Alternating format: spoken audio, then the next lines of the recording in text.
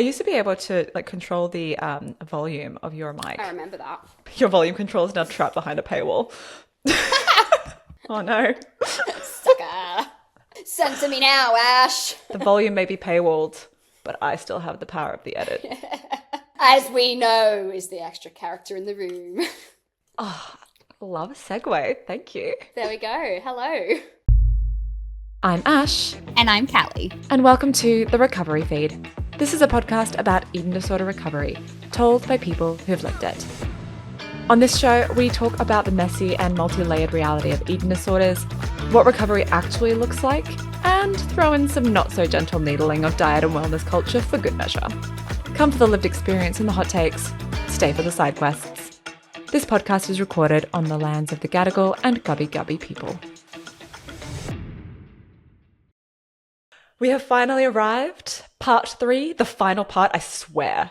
I can't do another part. I cannot. I'm Honestly, so sorry. I can't either. Okay. I need to get off this ship now. Holy Christmas, Batman. I don't know how it gets worse. I don't know how it gets worse. I feel like it does, but I don't know how it does. Anyway, it's fine. Okay, look, it's going to get worse, then it's going to get better, and then we're sort of going to ride it out into the sunset to and then we can hopefully never think about or talk about this Bit again. of like a shit sandwich, but like but the shit's on the, like, shit's kind of the bread. It's an open shit sandwich. Yeah, because you end on a good thing. Well, it's like shit, good. Good thing? I don't know. Anyway, I hope no one's listening to this over lunch. So I've received, quite lovely messages from people talking about how all of this has brought up. Oh yeah, I was also traumatized by this show. So thank you all for staying with us. I had someone say to me that their favorite part about listening to it was like my reactions to what you were telling me, because they clearly knew that I had never watched it. And that is what I love about this series as well, is because I know almost everything and you know very little. I know very little. And so my reactions truly are so like genuine, because I'm like, I have no freaking clue. Yeah, they were like, that is like so good, because you just see, like, you clearly so like head under the sand and you're like genuinely horrified. I know. I'm a bit jealous. I'm not going to lie. I kind of wish I didn't have all of this wealth of knowledge. Yeah, look, I feel very privileged. But this is the final part. Thank you to everyone who's joined us so far. We will now move on to, after this episode, we'll be moving more back to scheduled, like, regular programming, with occasional, dips and dives back into sort of cultural flash moments. No, of course not. But if you haven't listened to the last 2 episodes, I'm not going to lie, you might be a bit confused. So go back and listen to those 2 parts. Yeah, no point listening to this if you haven't listened to that, for sure. So in the previous 2 parts, we talked about the history and the format of the show, Tyra herself, how the show treated body image, eating disorders, trauma, fat shaming. And now we get, in this final part, we're going to be tying everything back up. All of the pins that I've put in the last 2 parts, every pin that remains is going to be undone. Fantastic. And we're also going to be getting into the more nefarious production side of things and the cultural impact of ANTM as a whole. Standard fare by now. Please subscribe to our podcast if you haven't already. Follow us on Instagram and TikTok. You can watch us. Hello. This episode right now over on YouTube. If you would like to support our little show, you can help us by covering the costs of running the pod by donating to our Buy Me a Coffee. All the links in the description below. And you can also support us by leaving a 5-star review on Apple Podcasts or Spotify, or sharing us with a friend, sharing it with a neighbor. I don't know if people still know their neighbors. Share it with a health professional. Yeah, I feel like it's such a dying thing, isn't it? I know, right? Yeah, it's weird. Yeah. Actually, my neighbor listens to this, my old neighbor who I love. Hi, Jules. That is so cute. Stop it. I know. Love her. I love that. Oh, I love that. She also follows us on TikTok. So hi, Jules. Hey, Jules. All of those links are in the description and show notes. And as always, you'll have our undying love and affection for always and forever. Thank you so much. Yay. Okay, and now it's time for me to rattle off all of the trigger warnings as well. So standard fare again: eating disorders, fat shaming, weight stigma, trauma. And unfortunately for this one, the biggest one for sexual assault. Oh, yeah. So take care on that one. We're going to talk about that early on, and I will give you a warning beforehand. And also, we have chapters in the Spotify and YouTube, so I will make sure that the chapter is marked. So if you want to skip ahead, just skip on past. But this is episode I hope is going to be slightly less intense than the last couple. No promises, but I'm sure you'll be like, no. Would somebody think of the children? Sorry. No one thought of the children. No one. Of this whole show. Oh my goodness. But if you need immediate resources or help, you can find all of those in the description box below or in the show notes and on our website. Also on the website are the references and sources that I used. Some are in the show notes, but you can also listen to the first episode where I rattled all of them off. Now, an interesting development in between when we last recorded and this one. Tyra Banks has launched a lawsuit against Netflix. So as we've sort of mentioned, there is the Netflix documentary which had came out, and Tyra had issues with it.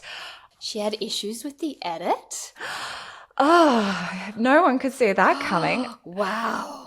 So I'm going to read from an article from The Guardian, just to sort of give a little for anyone who doesn't know, I find this so interesting, and then I will give obviously our thoughts. Well, we will give our thoughts. Quote, Tyra Banks has filed a defamation lawsuit against Netflix and the directors of its docuseries Reality Check Inside America's Next Top Model, alleging that the producers stripped down hours of interview footage to construct a false narrative. In the lawsuit filed on Saturday, at the time that this was writing, in Los Angeles federal court, the model who created and hosted the reality series America's Next Top Model said that she had been interviewed for 3.5 hours, during which she took responsibility for some of the show's controversial decisions.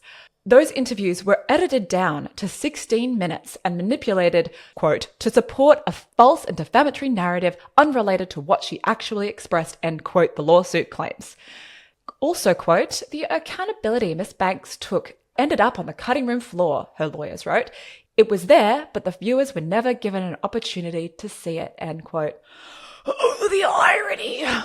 Anyway, the lawsuit contends that the producers of the Netflix docuseries used, quote, selective editing, deliberate omission, and surgical manipulation of continuous footage, end quote, to formulate a narrative that Banks allowed a contestant to be sexually assaulted on the show, used the contestant's trauma to drum up ratings, and then couldn't remember it when it was asked during the interviews, end quote. Oof. So. Heavy one. The sexual assault allegations, I'm saying allegations because yeah, we know. I have to. Yeah. And those are ones that we will be talking about early on in this episode. But the way that the Netflix documentary portrayed it was the contestant Shandi was talking about her experience, and so was Ken Mock. But sorry, his name. It just will never not make me like laugh. Anyway, yes. Sorry, yes. Yeah, so it was framed that it was almost kind of used as also like a teaser or a spoiler for the next episode. The producer can be heard asking Tyra Banks, oh, so Shandi, do you remember what happened to Shandi? And she's like, Shandi, and she's kind of like paused and looked up as if she didn't really remember. And obviously, much like the show America's Next Top Model, editing is the extra character in the room with Netflix documentaries and everything like that. Of course. I find it like the cruel irony and the fact that Tyra has absolutely zero insight into how this is perceived, that she takes issue with the fact that stuff that she was a victim of a Frankenstein edit in Netflix and she's trying to sue Netflix for it. It is the cruelest of ironies. And again, I think it just gives you an insight into how little she's aware or has self-awareness of the overall impact of the show. And that's her main issue, is the fact that, again, if she wanted to set the record straight, not only did she have like 10, 15 years to do that, but also... and multiple platforms. She could have easily put out a statement, put out a media release. She put out Instagram. She put out a tweet at one point, which we will get to. But like at no point has she really... like she could... if only you had a production company, if only you had a media empire, if only you had any kind of public platform that you could have said, hey, this is my version of the truth. This is the story. But I think that look, I'm not saying that she wasn't misconstrued. I'm not suggesting that. At the same time, I think she needs to realize that, that she's alleging that she is a victim of the same production tactics that she inflicted, allegedly, on all of the contestants of her. And also, if you want to compare that, like what she's claiming Netflix has done to her, and kind of like facing that up against what she's done to the contestants and some of the scenarios and dangerous things that has happened to them and situations that she has put them in, she's like almost saying that like what you've done to me is worse or just as bad or worse, I suppose. And it's like, I'm sorry, but there is no world in which you can claim that you got a little bit of a bad edit in a Netflix series compared to being sexually assaulted or being told to, basically have an eating disorder. Like, yeah. How is that the same? I don't think she's saying it's the same. However, but she's trying to get more justice than any one of those people will ever get. Especially because in the contracts that they all signed, which again we'll get into, they essentially signed away their right to sue her or anyone involved in production. So why was that needed? Yeah. So take that what you will. I find it, I just find it really ironic. But again, that kind of gives you a framing of a lot of the stuff that we're going to be talking about in this episode of where her stance is today. Lack of accountability. Yeah. Moving on. So we have a lot to get through. All right, so let's get. Tyra may have been the host of this show, but she was also, as we've firmly established at this point, an executive producer first and foremost. And I know it wasn't just her. I know that it was... Ken Mock? It's all your fault, Ken Mock! I love Luxaria so much. It makes me feel better in my soul. So yes, I know it wasn't just Tyra. It was all your fault, Ken Mock as well. And I know that America's Next Top Model was not the first to manipulate contestants on reality television. But of course, if we're looking back on this show and analysing how the show was portrayed, it's important to look behind the curtain of how this show was created as well and the production, because what we now know has made me question everything that I've seen. So also in the context of this show, it started in the 2000s, 2003, as we've firmly established. Reality TV kind of back then was the Wild West. Yeah. So you had things like the first season of Survivor was wild, holy. Legitimately like the Hunger Games. It's like literal Survivor. It's very much like, how did they get away with these moments? So there are so many crazy contracts that essentially said, oh, if you die on the show, your family can't sue you or any kind of thing. And isn't that weird? Like, I would just never, like, you read that in a contract, you'd be like, maybe not. However, not to victim blame, but and I'm not saying it's victim blaming either, because what happened, and this is exactly what happened on America's Next Top Model. They had these crazy contracts that said your family can't sue for damages, you are responsible for any medical bills, any medical insurance, travel insurance, you're responsible for everything. And they rushed these contracts and they put so much pressure on these contestants who are all like under the age of 25, let's say, that most of them couldn't afford to have a lawyer look them over. And they were really rushed. Like, you need to sign this by like tomorrow, otherwise you're not going to be cast on the show and then you'll lose out on the opportunity. And we've got all of these who actually read the contracts properly as well. We've got all of these girls who are just waiting. If you can't do it, that's fine, but we're just going to have to give it to someone else. All of these contracts were in really complex language and they were designed to just be like, just sign it and go. And they really pounded on the pressure of, if you don't sign it, you don't go on the show.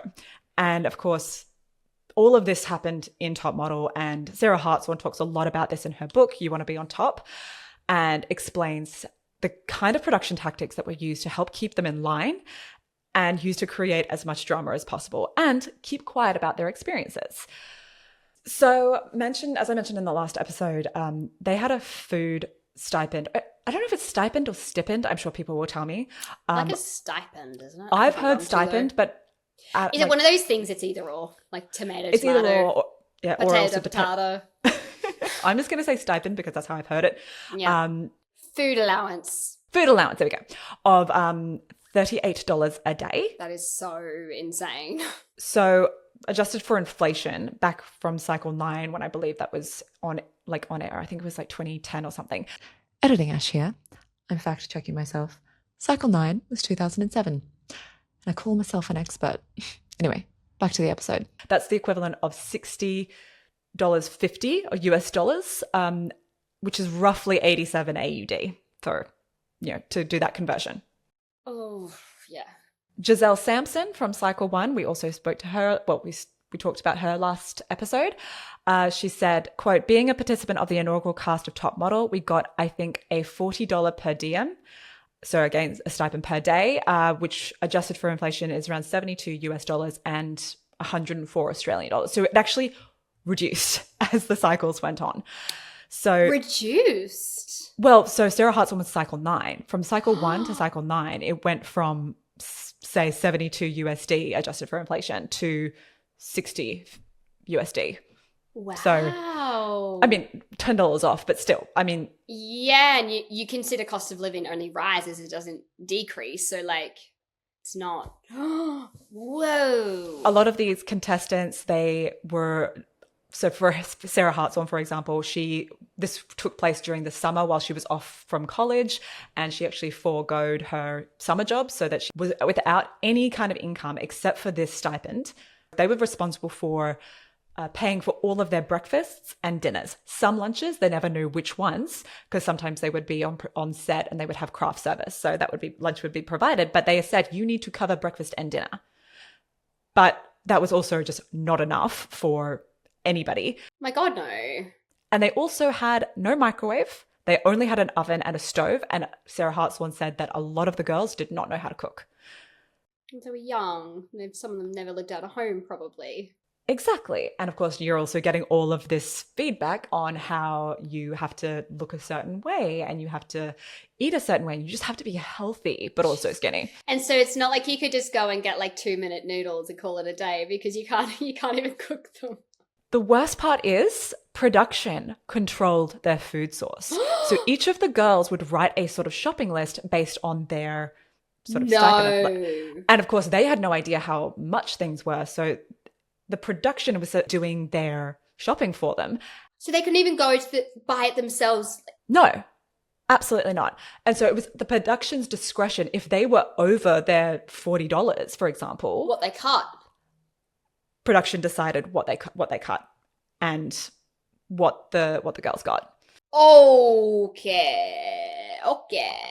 And so could you I'm just thinking, just say I've got some more money. Can I use my money on the outside from the outside world to pay for my stuff?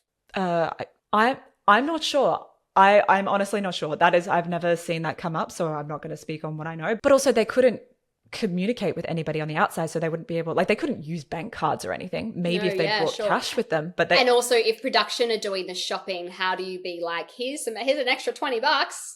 Exactly. So I doubt that would be allowed. So with all of this control over food, you can imagine starvation was pretty rife.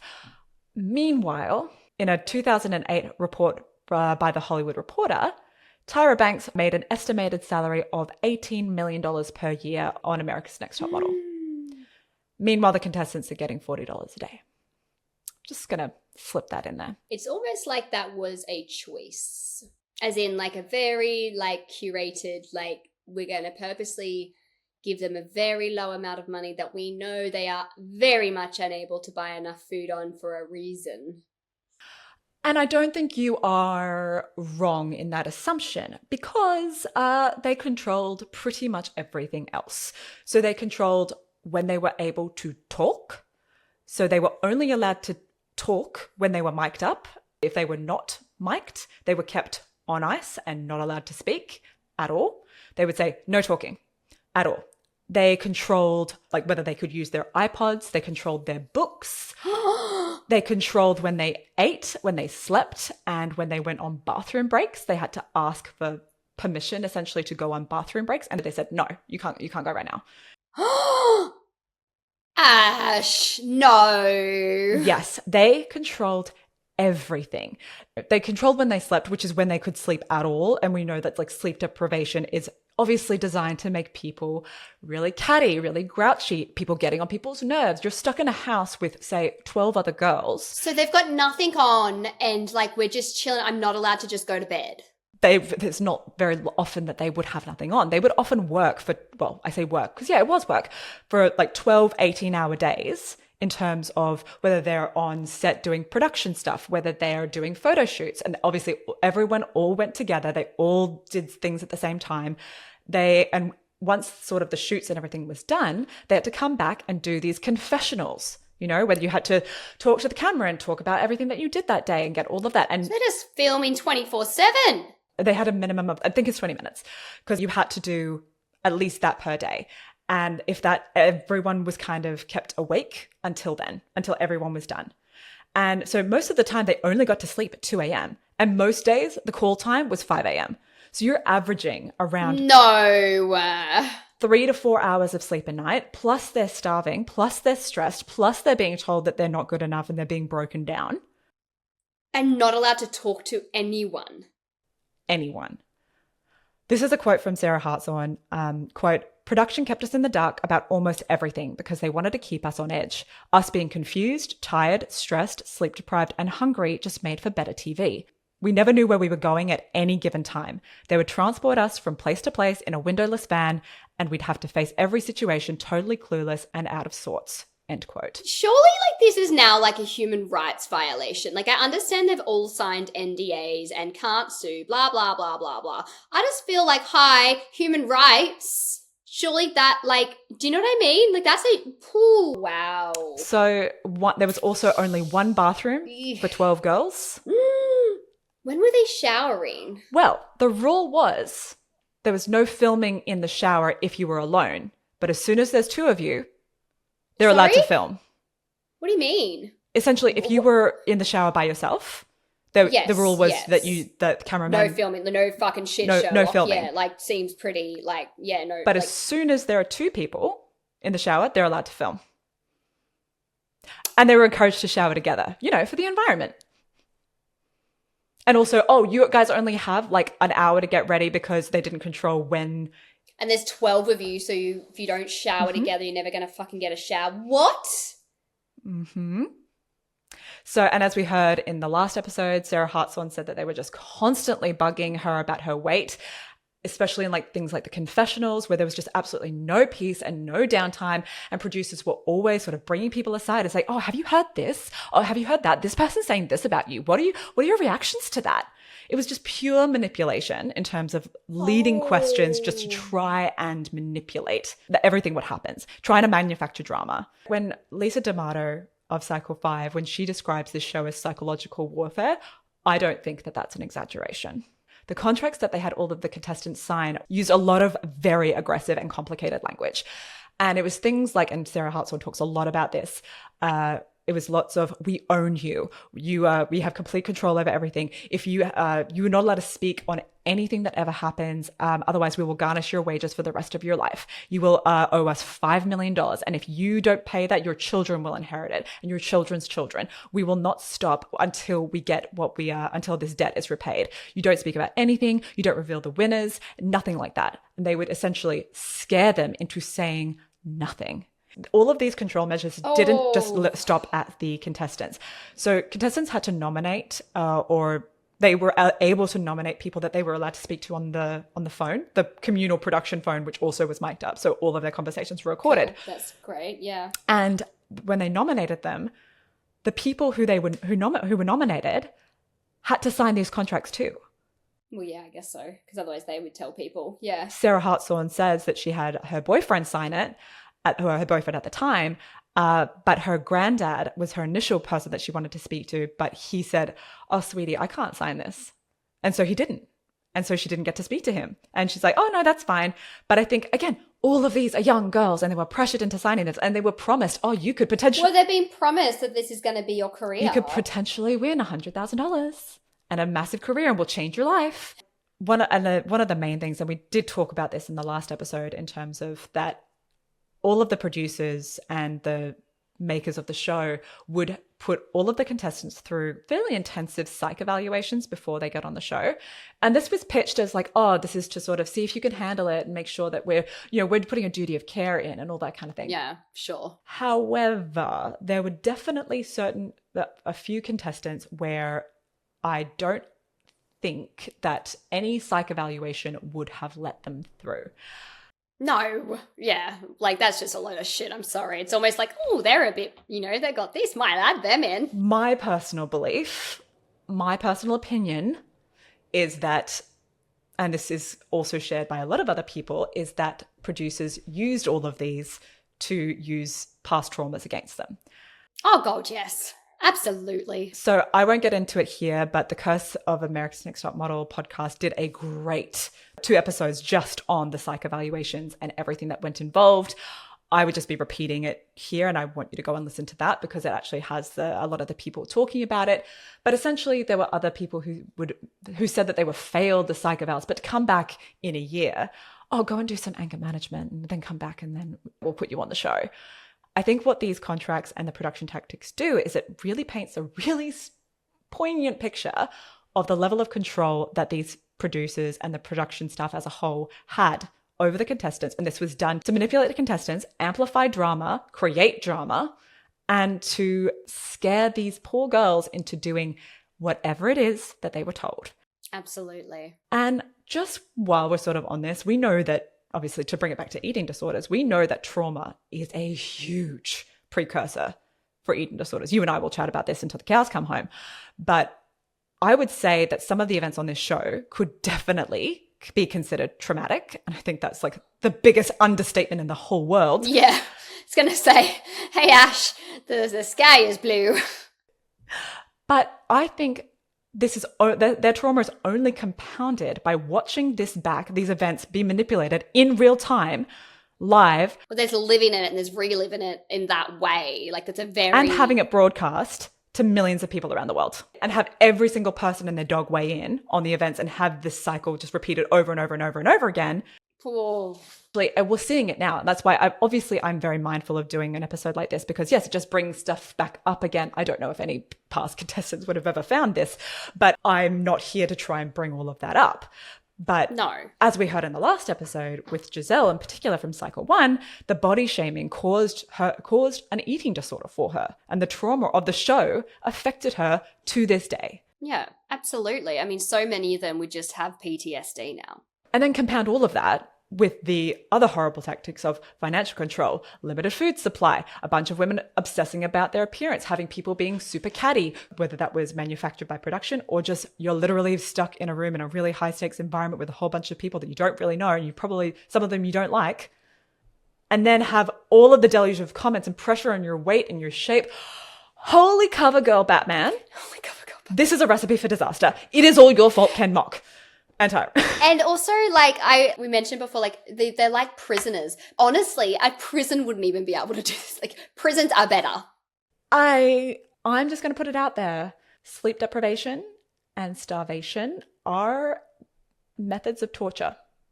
I'm just putting it out there. They're not allowed in prisons, actually. I'm just saying. Although, I mean, they do it. Again, I'm just going to bring up military tactics because you can do that in military training. But anyway. Do with that what you will. Do with that what you will. Anyway. Again, all of this for reality TV shows is not new. And it's not okay, but it's not new. And one thing that strikes me about ANTM is that more than probably any other reality TV show, except for maybe The Swan, which I'm like, Jesus Christ, like don't even get me started on The Swan. I don't even know what that is, so we'll just leave that one. Oh my God. It was a show where they took quote unquote ugly people and turned them into swans by giving them plastic surgery and sorry okay, cool. Cool, super ethical. All right, amazing. So glad we touched on that. And then they put them in a if you're beautiful enough to make it into the final swan beauty pageant. So anyway, so okay. I'm not even touching it. But yes, cool. So in terms of any other reality TV show, I would say that ANTM, of the constant pushing of boundaries in terms of bodily autonomy and informed consent, they really went there. And ANTM did not leave any room for a model to refuse a production request. They were pressured to take part in these things that were like challenges and photo shoots and everything that were super extreme, uncomfortable, and flat out dangerous at the worst of them. And if they didn't want to do something, they were threatened with being eliminated, or they were manipulated by production into doing all of this. Is like, oh, but your family really needs that money, and like, oh, I think like you really should do this because your mom's really struggling. Insert whatever tactic here. Yeah. Or worse, as we've just established, have their wages docked for the rest of their life if they broke their contract. Because I'm just in my brain, I was thinking at this point, like, how it reminds me of when I play Monopoly. Stick with me here. It reminds me of when I play Monopoly. I fucking hate Monopoly. Like, I'm into it when I first start playing it, and then I get real bored really quickly. And so then I purposely try to lose. Because I just get bored with it. I want it to be over. I'm like, I genuinely do not want to play this anymore. And the only way for me to get out of this is if I just purposely make myself bankrupt. And so I do. It's just reminding me, I'm just thinking like, I would just try to get eliminated. Well, I mean, as we'll get into, one of the biggest things that, one of the more mortal sins that you can commit on America's Next Top Model universe is that you are not grateful enough or that you want to go home. But remember, the contestants don't go home. They get sequestered in a hotel room until the entire series finishes. Oh, that's right. I forgot about that. Mm-hmm. Yeah. I mean, is that still, it's not better because you're kind of in like, you're in fucking like prison. But like, yeah, isolation. But I mean, is it still better? I don't know. Because I mean, you're still being monitored by producers and everything, and you still have... Yeah, I wonder what the circumstances were in there too. And this was told in Sarah Hartsman's book as well, is that you were still given the same stipend, but you were told, oh, make sure you just get enough for the next 2 weeks. Little did you know that you might be there for 3 weeks or 4 weeks, and there was no letting you know of how long you were going to be there. Because again, you have no concept of time. You don't know how long the production runs. So then what, you've run out of your stipend and then you could you could still have another week to go and you don't know. Mm-hmm. So this, I think in terms of bodily autonomy and informed consent, this show has so many examples, and I will only touch on a few because otherwise we'll be here all day. And this is only 3 parts, I swear. I think some of the instances of this informed consent or bodily autonomy being violated, I think it ranges from, yeah, that's really not great, to borderline illegal, if not illegal. But that's just my opinion, allegedly. Opinion that it's illegal. And I'll go through some of these examples because obviously it's, I'm not going to go through all of them because I swear this is the final part. I can't handle a 4th part. So this show obviously is very famous for its makeovers. And contestants were pressured regularly into getting drastic haircuts. Many of them were designed to generate as many tears as possible. That makes me so upset. But worse, if they didn't smile along and love it, they were seen as complaining, ungrateful, or being difficult. Being difficult. Haven't we all been called difficult? Yeah, don't be difficult. Oh my Lord. And it was pitched as this, oh, sometimes being a model means doing difficult things. And pitched as, oh, well, we know best. That's not difficult. That's fucking abuse. We know better than you. It was the vibe that was kind of put onto these contestants. Oh, are you? Really? Really? Because I look like shit. They were professionals at reality TV. I can say that. Yes. It was successful, that's for sure. And again, these episodes were must-see TV. Everyone talks, that's one of the main things. There are YouTube videos of the top 10 worst makeovers of America's Next Top. It was such a cornerstone of this show. The whole thing was like, oh, well, we know better than you do. I translate that into, oh, we know better than you do about what looks good on TV on this fake modeling show. Literally. So a contestant from cycle 24, which was the last cycle, Gina Turner, she made it all the way to the final 2. She actually had alopecia. Mm-hmm. And she was told that she would be getting a new wig for part of her makeover, only to be blindsided and told on camera that she would have her head shaved bald, live on TV, with no warning. The wig that they had promised her was in the background of the shot when her head was being shaved, and she had to stare at it while being buzz cut. This poor girl hadn't seen her bald head in years, as she had said multiple times on all of the documentaries that we've seen, And it was incredibly traumatizing. She said that she was like bullied as a child. She would never even go out to her mailbox without a wig on. I'm sorry, I'm just getting chills because I'm like so uncomfortable. But and this was an autoimmune condition. And this whole thing was pitched as an empowering moment for her, despite that this was not her choice. And also she knew that she would have been kicked out if she didn't comply. And so the tears that she is, when she's being filmed on camera crying in a massive like trauma response moment, that's not from her being brave as the production tried to make it seem. Why is that even brave? Why is it a brave thing? Like, do you know what I mean? Like she was crying because I cannot believe you're doing this to me. And in terms of she's crying because of it was bait and switched for her, not because, oh, this is just such an emotional moment and I'm trying to overcome it. It's, how could you do this to me? Whoa. I wish I could say that it gets better. It doesn't. So as I said, Gina made it to the final 2. So up until every sort of cycle up until that point, so from 1 to 23, the final contract that the contestants would win was always a cosmetics brand. Mm-hmm. Cycle 24, Pantene was the final sponsor. They would know the sponsors ahead of time. And you cast the girl with alopecia. So she got to the final 2 and Gina said, why would they do that? Why would they cast me? Why would they choose me? Classy, Tyra. Real classy. Pancake! Holy guacamole. Oh. Makeovers were not just hair. So in cycle 6, this is, if you haven't heard of this, if you haven't watched the show, you've probably heard of this story. They had 2 contestants, Danny and Joni, and they were forced to go through dental surgery. What do you mean? Joni had a snaggle tooth and it was removed, and she had 4 teeth removed, and they shaved her teeth down to pencil point, and she got veneers done.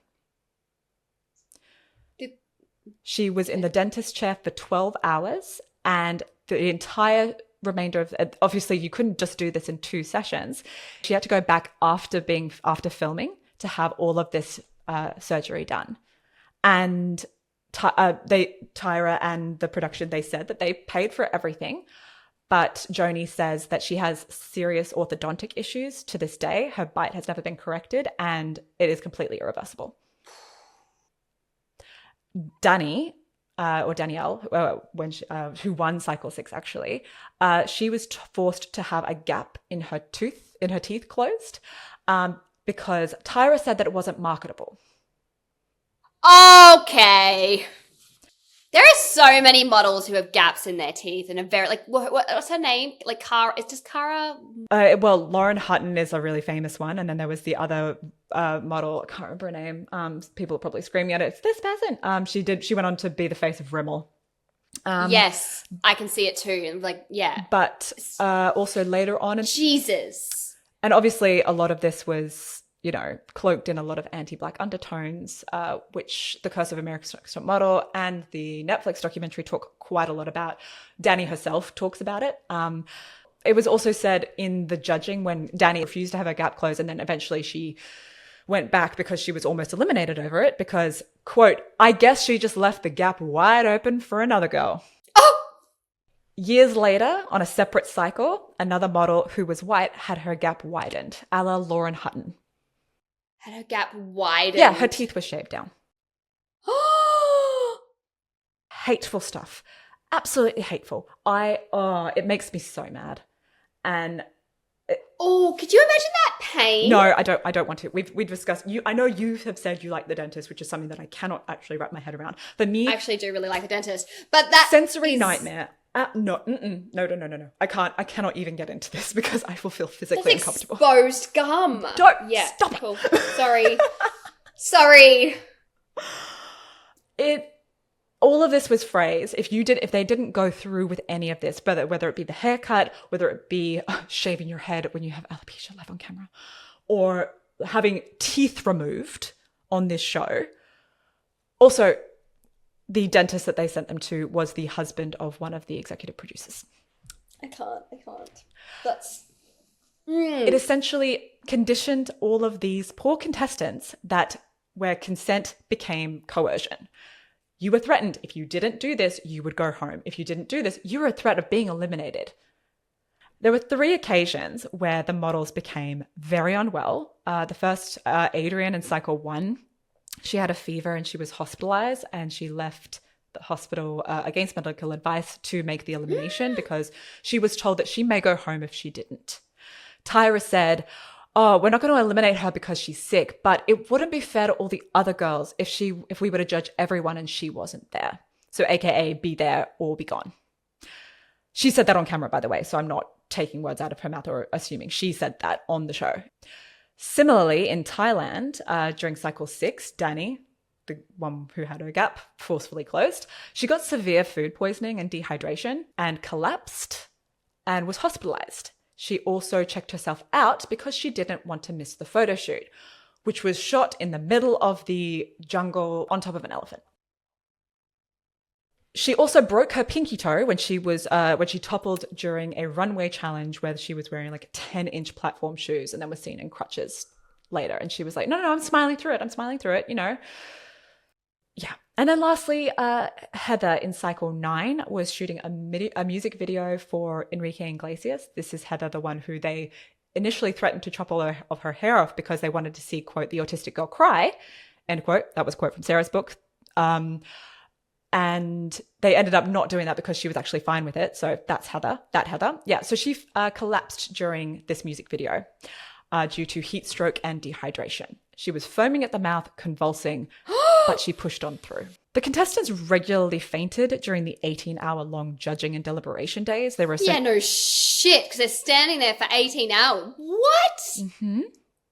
This is legitimate torture, Ash. Like, how are they not having a little, like, person knock on their door being like, hello, I'm here to, like, arrest you? Jesus.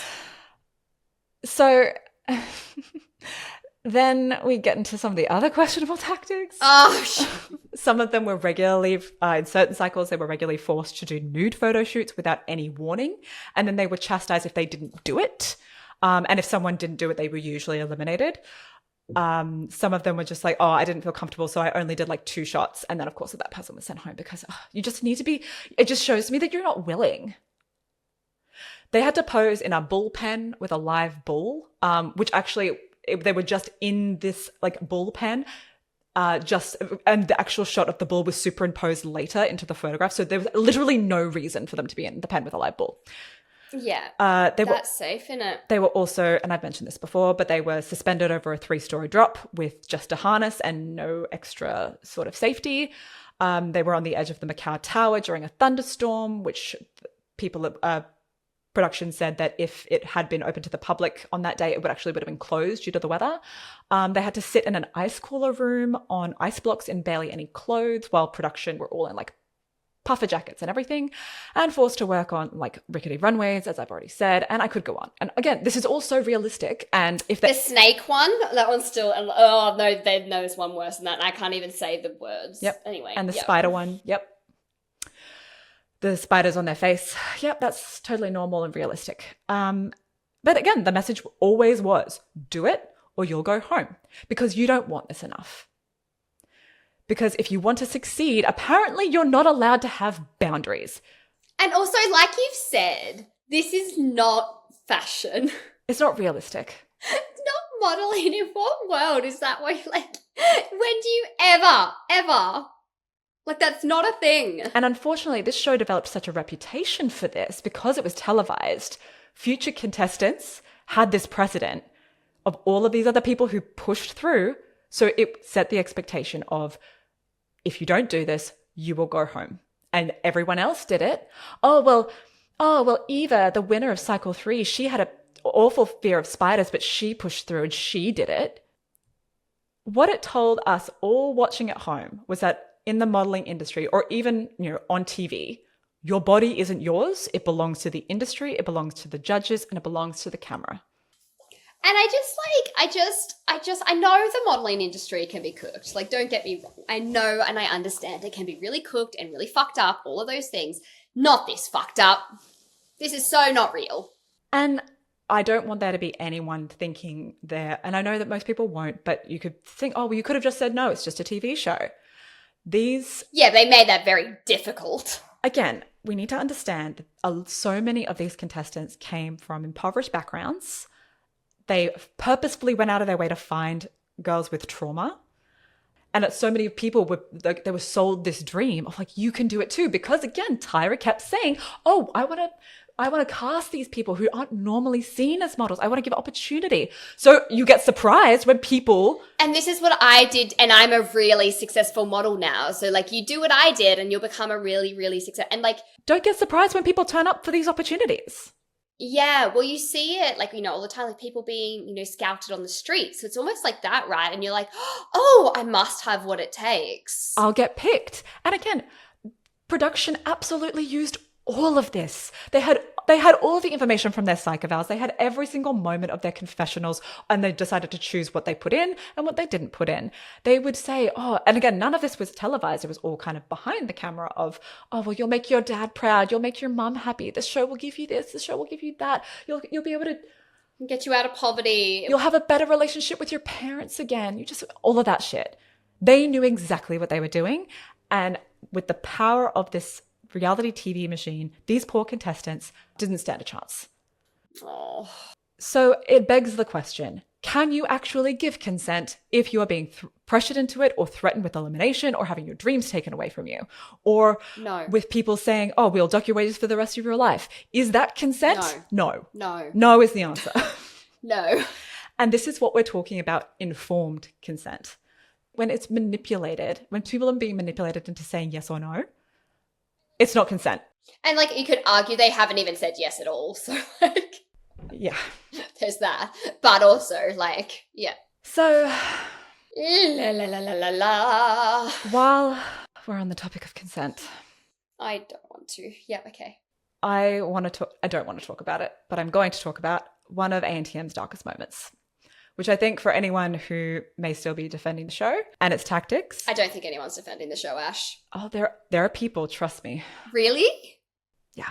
If you go on Twitter, there are still people defending Tyra Banks. How? Okay, cool. Yeah, right.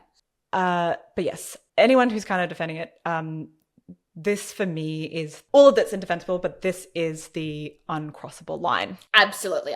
That was crossed and is indefensible. And we're going to talk about Shandi Sullivan. Okay. So, massive trigger warning, obviously. Please skip ahead if you're not okay with listening to this. There are chapters in the description and on YouTube and on Spotify and everywhere. Please skip ahead to the next chapter if you don't want to hear this. Please take care. I will try and do this as delicately as possible. So if you're not in a position to listen to this right now, I completely get it. I wasn't sure if I wanted to cover this myself. However, the show caused so much damage. And of course, this is now the central part of Tyra's lawsuit against Netflix. And also Shandi has spoken about it. And I think it's also a testament to the show's success, influence, and money-making potential that this show was even allowed to continue for 22 extra cycles after what happened to Shandi in cycle 2. Mm-hmm. So, okay. Yeah, so very early on. Okay. Yeah. Shandi Sullivan was 22 when she was on the show. And then she made it. She was part of the final 3. And then she made it to the international portion of the show, which, as I mentioned in our first episode, towards like the final six episodes or so, the contestants go overseas for the overseas portion of the show where they do go-sees and they do all of this stuff. And they have the final sort of judging there. They have the final photo shoot there. They have the final runway, all of that stuff. So contestants went to Milan in cycle 2 for the final part. And as I said, part of the challenge was to go on go-sees all day to see designers. And cycle 2 contestants were driven around on Vespers by Italian models because that's a totally realistic thing to happen. So later on in the evening, production suggests to the contestants, and yeah, so the information that I've gotten here is from Shandi's own recounts on the YouTube channel by Oliver Twix, an interview she did there, as well as the information she's given in the Netflix documentaries. So Production suggested inviting the male models around to their loft for dinner. So none of the girls had really eaten much all day because, again, as we've said, they had no money to buy their food and they had been working all day. They didn't get a choice when they eat, yeah. Exactly. So they barely had eaten. Shandi said herself that she had not eaten all day. And this girl was extremely small as well, like European, very thin, kind of that the exact one that we are told is would thrive in the modeling industry, essentially. So they had barely eaten, but the wine was flowing aplenty. Oh, she stated that she had 2 bottles of wine to herself. Holy guacamole, that's not good. The loft they were staying at had a jacuzzi, and according to an interview that Shandi did with Oliver Twixt, the jacuzzi wasn't working the entire time until that night. And it miraculously started working again. Oh, but all of a sudden it was, yeah. All of the contestants and the male models were in the hot tub. And the next thing we see on camera is Shandi making out with one of the models. Now, Shandi had a boyfriend at the time, Eric, and we all knew this because he had, they talked about this as part of the storyline. And what Shandi describes next is very harrowing. Oh my God, I'm going to get emotional. And again, trigger warning. She was blackout drunk. She said that she didn't feel sex happening, but she knew it was happening. And the guy was on top of her, essaying her. I know that it's like YouTube will ban you if you say these words. And this was happening on camera, mics on. No, nah. Whoa! This happened on TV and no one did a damn thing. This girl was not able to consent because of how drunk she was. She was blackout drunk. Ken Mock's excuse in the Netflix documentary, he said, how can you have an excuse? But yeah. We treated this show like a documentary. We would never get involved in the action of the show. We're just there to capture it. Oh, I think there's some things you can get involved with, Ken Mock. Tyra said, and this is obviously the part that she says is edited, to removed out of context. However, this was said by her on the Netflix documentary. So I will say that I'm just saying this was what portrayed in the Netflix documentary. I'm not saying this is her entire thing because that's going to be at the central of the lawsuit. Quote, it's a little difficult for me to talk about production because that's not really my territory. End quote. Bull fucking shit, Tyra. We have photos of you in the editing room. I'll put it up. That photo of her in the editing room. And we have people like Jay Manuel and even herself on film saying that she loved working on the editing, that she can't wait to get into the editing room and putting things together. And even if you didn't have anything to do with production, you can... Keeping it in there was a fucking choice. I was going to say, I think like she would okay it at the end of the day. Do you know what I mean? Like she may not be the person doing the choices initially, but there's a point. And also not involved with production. Your film crew have just filmed this live and then blah, blah, blah. And have edit. Okay, I didn't have anything to do with that. But you know what? Maybe you could fucking fire these people and hold those people accountable that were stood by and watched that and filmed it and then produced it and then put it to air. So if you didn't have anything to do at any point during that process after, because you knew it aired, maybe you could fire fucking some people and get some lawsuits going and like start, holding some people accountable. That's what you could do, even if we believed, which we don't, that you had nothing to do with the production. Okay, 2 things. I think the first one, it kind of probably speaks to the level of control that was probably over the production staff of what was told to them in terms of you are not under any circumstances are supposed to interact or interfere with anything that's on the production because that has been said. So I could only imagine the level of fear that these poor production people had to literally stand there and watch it. And I will talk about that in a moment. The second thing,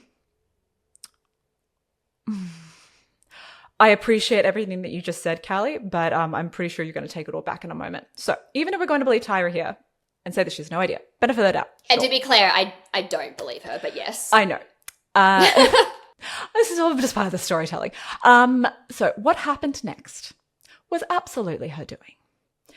So The next part in the episode, we see Tyra meeting up with these girls for dinner. Now, again, this doesn't happen very often, only when it's there to accelerate a storyline.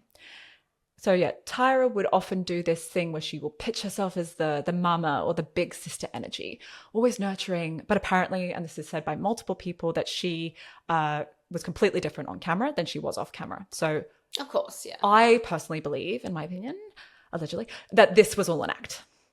Oh, yeah. Okay. So she turns up at this dinner, and then she just randomly starts talking about cheating because she was cheated on. And it's just so bad. Randomly. They, no joke, treated this like a cheating scandal. The episode title was, like I said, they would have these titles that are based around like what happened in the show. The Girl Who Cheated. Shandi is obviously still extremely upset. We see on camera what is shown on the footage of Shandi almost immediately after this happens, when she's sort of come to, of her hunched over on her bed in Milan. I'm going to get emotional again. Hunched over, crying, like sobbing. Sorry. Jesus Christ. I watched this as a child, and I still have this physical reaction to what I saw. So if all of this was turned around as if and turned it into something that Shandi did wrong, and that she was essayed on camera, and they're trying to make it her fault. Like she cheated on her man, as Tyra was saying, like, sometimes, we make mistakes, but, and she tried to, she pitched it as like, I was cheated on, it's the worst thing ever. Oh, Shandi, why are you upset? I don't even know what to say about that's... Shandi demanded that she speak to her boyfriend, and they refused because, of course, they can just control when they speak to people and all that, until she threatened to quit the show. And then all of a sudden, she was able to speak to her boyfriend. And then that phone call was played on air to millions of people. Oh, no. When they are both devastated. Shandi is crumpled on the floor, hysterically crying and cannot move. The sound guy, after that, physically, they were told, do not interfere with the contestants, not at all. The sound guy felt so bad, he physically picked her up and moved her into her bed because she was crying on the balcony of their sort of loft. And he picked her up and moved her inside. And he said the next day, I'm so sorry that we had to film that.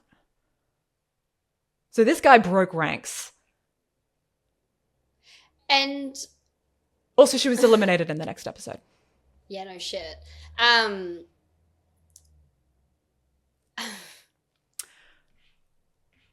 What happened after that? Oh, I'm so glad you asked that, Callie, because it segues perfectly into my notes. So that was season 2. Yeah. So, again, Callie Cycle has no context of these notes, so she's just set me up perfectly. So to add insult to injury, she had never seen that episode, and she never wanted to, and she made that very, very clear. After the cycle was over, she was invited on to the Tyra Banks show for the reunion episode where all of the Cycle 2 contestants were. Her and Eric were actually still together after the show. They were trying to make it work. He actually moved to New York City with her. One of the stipulations for the Tyra Banks show, Shandi says, I do not want to see it. I don't want you to play it because I've never seen it and I don't want to. Oh, la, la, la, yep. I'm just kind of hoping you're not about to say what I think you're about to say. Do you think that I'm going to say that they played it in front of everyone? Yes, yeah. I do think that's exactly what you're going to say. Yeah, because that's exactly, they played it in front of everyone. And then did she walk out? Did she just leave? What happens is essentially a fallen response. A trauma response, yeah. And Tyra had the audacity to say, oh, I saw you looking down, Shandi. Why didn't you want to look? Why do you think? Because she explicitly said, I don't want to see it. I don't want to watch it. And there you are forcing me on this stage in front of a live studio audience, forcing me to watch this. What am I trying to ask here? And I'm careful of this because I don't want to ask it in a way that seems like it's what truly matters, because it isn't. But I'm just wondering the boyfriend's reaction. So he was on the initial phone call. He was devastated, crying. He called her a lot of names and was shouting at her, and I would say borderline verbally abusive. He's acting out of raw emotion. I can't imagine I would act any different if that were me. They were both devastated, but clearly they tried to work through it. Well, I also think like what part of like I would be, and I obviously don't know, but how did she tell the story, right? Because I feel like there would have been, what you're told becomes kind of your reality, right? And so is there a part of her that thought that she had cheated? Do you know what I mean? Exactly. What is portrayed to us of what we're expected to believe is that Shandi, based on what we were shown, Shandi has cheated. Was saying, I did something bad. Like, she did it. I cheated on you. The worst thing that I could think of. And then he's like, you had sex? ? And she's like, just starts crying and like makes this like, noise. And then So he didn't get the truthful version either. I also don't genuinely believe that until later, Shandi actually realized what had happened. Yeah, of course. No, because like I said, that's not what it was. Like, do you know what I mean? Like, it's not how she was made to believe. And I think that's also very much of the time. Especially back then too. Of the time. Yeah. We had this idea of what... Jinx again. There was this idea of what, SA actually was and what it looked like. Yeah, exactly. I think now... I want to also put it on record that Shandi has never herself said that that's exactly what happened, but using every other word for. And I mean, I know what my eyes saw. And it's on camera. I personally believe that she was SA'd on camera. Undeniable. So Shandi and Eric, again, like I said, Eric moved to New York with her to try and they were still together. They were trying to work through it, probably because Shandi probably explained what happened. And he was like, oh, shit, that's fucked up. That's not okay. Unfortunately, they eventually broke up because people would come up to them on the street and call Shandi a slut to her face. And they would turn to her boyfriend like, why are you still with her? So why do I tell this story? What does it have to do with eating disorders? Oh, Lordy. I think it's just really important to understand why this show has the reputation it does now. We need to... How can it? Did people online, you told me before that people online defend Tyra, etc. Yes. Is there anyone defending this? I mean, I'm sure that... I've not seen specific clips that said, oh, what happened here was totally fine. But there are people who are defending the show at large, that Tyra is a trailblazer. Because how could you ever? Like, how... Straight to jail. Like... Do not pass go. Do not collect $200. Do not collect your $100,000 contract that you may or may not receive. All of that. We need to confront the harms this show had on their contestants and on society. Because, and this is kind of going back to what I was saying in terms of this show absolutely created trauma for so many people. Not just the people who were on the show, but for the people who are watching it. And also, like you said before, like if we're rewinding back to what you said about the times and, like back then, unfortunately, a lot of people, I'm sure, believe. It reinforces the narrative. Totally. And so it reinforces the narrative, not just about weight and shape and all of that, but it reinforces the narrative that, oh, well, if you Shandi just drank too much. We don't get any of the extra context. No, it completely backpedals. I mean, again, back then, what kind of education was there about consent? Not much, a bit flawed, but backpedaled that even further.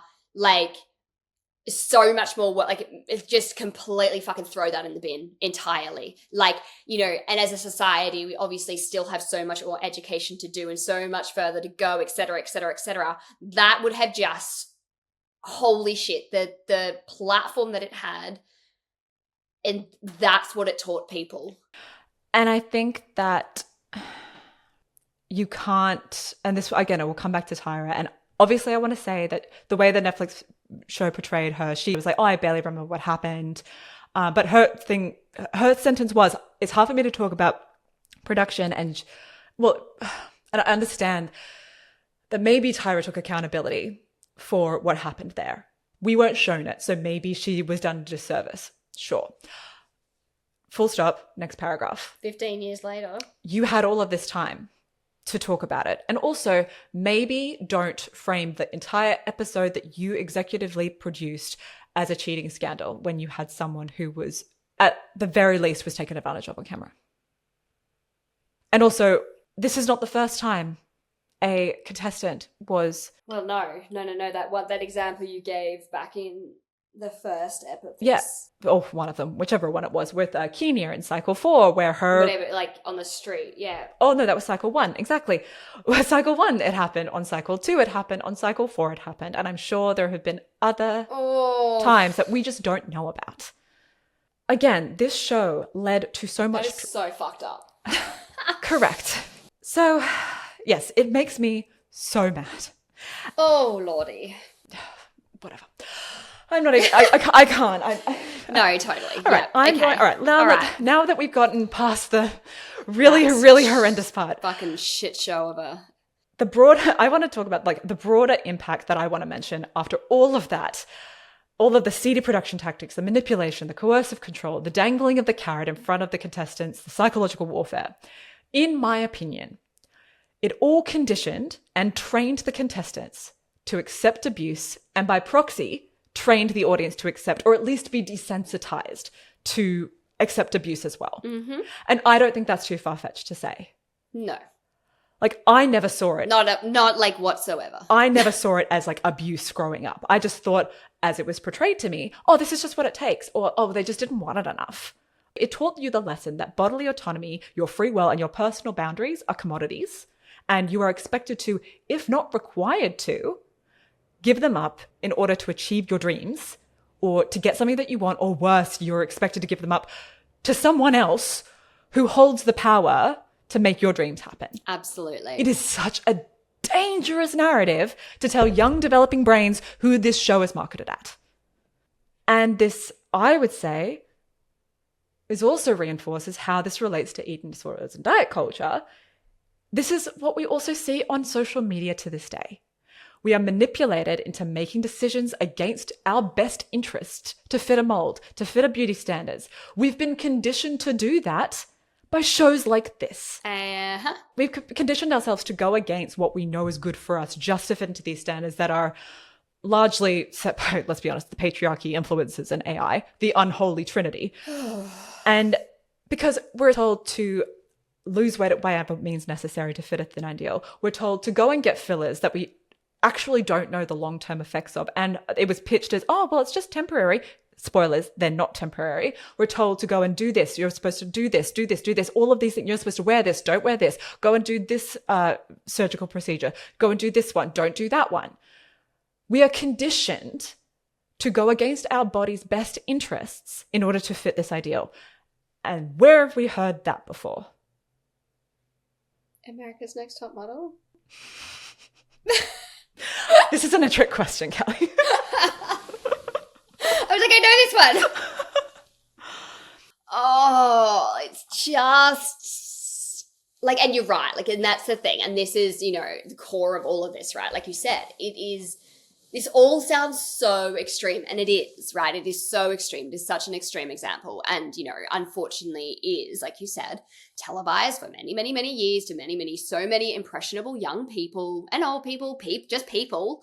But like we keep pointing out, it is still the online space. It is still, but it's just, it's changes. Like, it changes. It's clever. It's marketing. It's that extra editor in the room. And it just takes on a different form. Takes on a different form. It morphs depending on the times. It morphs, you know, oh, okay, well, no, I can't frame this thing as a cheating scandal anymore because people know more about that now. So let me just shift that into something else. Let me just shift how we frame this or how we speak about this, or let's just be a little bit trickier about the language we use, or, you know, the terminology or what it looks like, etc. It just morphs into what would work in the day and age that we currently have. And this is why it's so important to talk about. And we see, for example, the case with Shandi was not unique, I would say. We're seeing very similar things now. I'm one of the big high horses I will get on is this idea of the perfect victim. The perfect victim does not exist. And oh yeah, counsel me all you want for this. People like Amber Heard, Blake Lively, I'm even going to say Brittany Higgins, don't cancel me. Mm-hmm. We're forced to be these perfect victims in order to be taken seriously and to be believed. You've got to look a particular way, like 110%. We can't just go like trawling through, this one person said something unsavory or unfavorable 4 years ago, so therefore we can't believe what they're talking about now. This is a soapbox I will get on, but we don't have time. Absolutely. And I think so it seems extreme now that we're talking about it in 2026. Keep in mind that back in 2024, it wasn't seen as extreme. 2004, not 2024. Sorry, 2004 wasn't seen as extreme. Not 2 years ago. I meant fucking however many years ago that is, 12 years ago. It wasn't seen as extreme then. It's the same narrative. If they tried to frame it as the way it was, they couldn't frame it as anything other than, Shandi cheated, because then the fire would come back on production and the show itself for, well, why didn't you intervene? So they had to frame it as a cheating scandal to protect themselves. Oh, totally. Oh my God, yes. And just used Shandi as a sacrificial lamb. Look, in fear of a lawsuit, it's very much like you consider these days you certain FILESs coming out, and just... Oh, yes. Sorry. Sorry. Particular files. I'm just trying not to, mention the, I know I just don't want to that, we might get censored. We might get set upon by the government. Potentially. But that's the thing though, right? So when I say it seems extreme to talk about now, but it wasn't back then. We think about those things in this day and age that have also been swept under the rug and is just apparently okay. Nothing's been done about it. Mm-hmm. Yuck. Anyway, we are moving swiftly along. Everyone listening to this knows that brevity is not my strong suit. And, in the intro, I say, come for the lived experience, stay for the side quests. Anyway, back we are.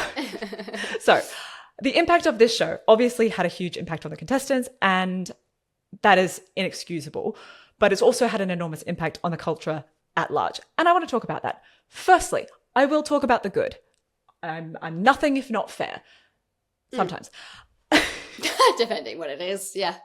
Depending on it, no. So the good, I will say. You have not watched Heated Rivalry yet. That's not fair. So continue, but every single time.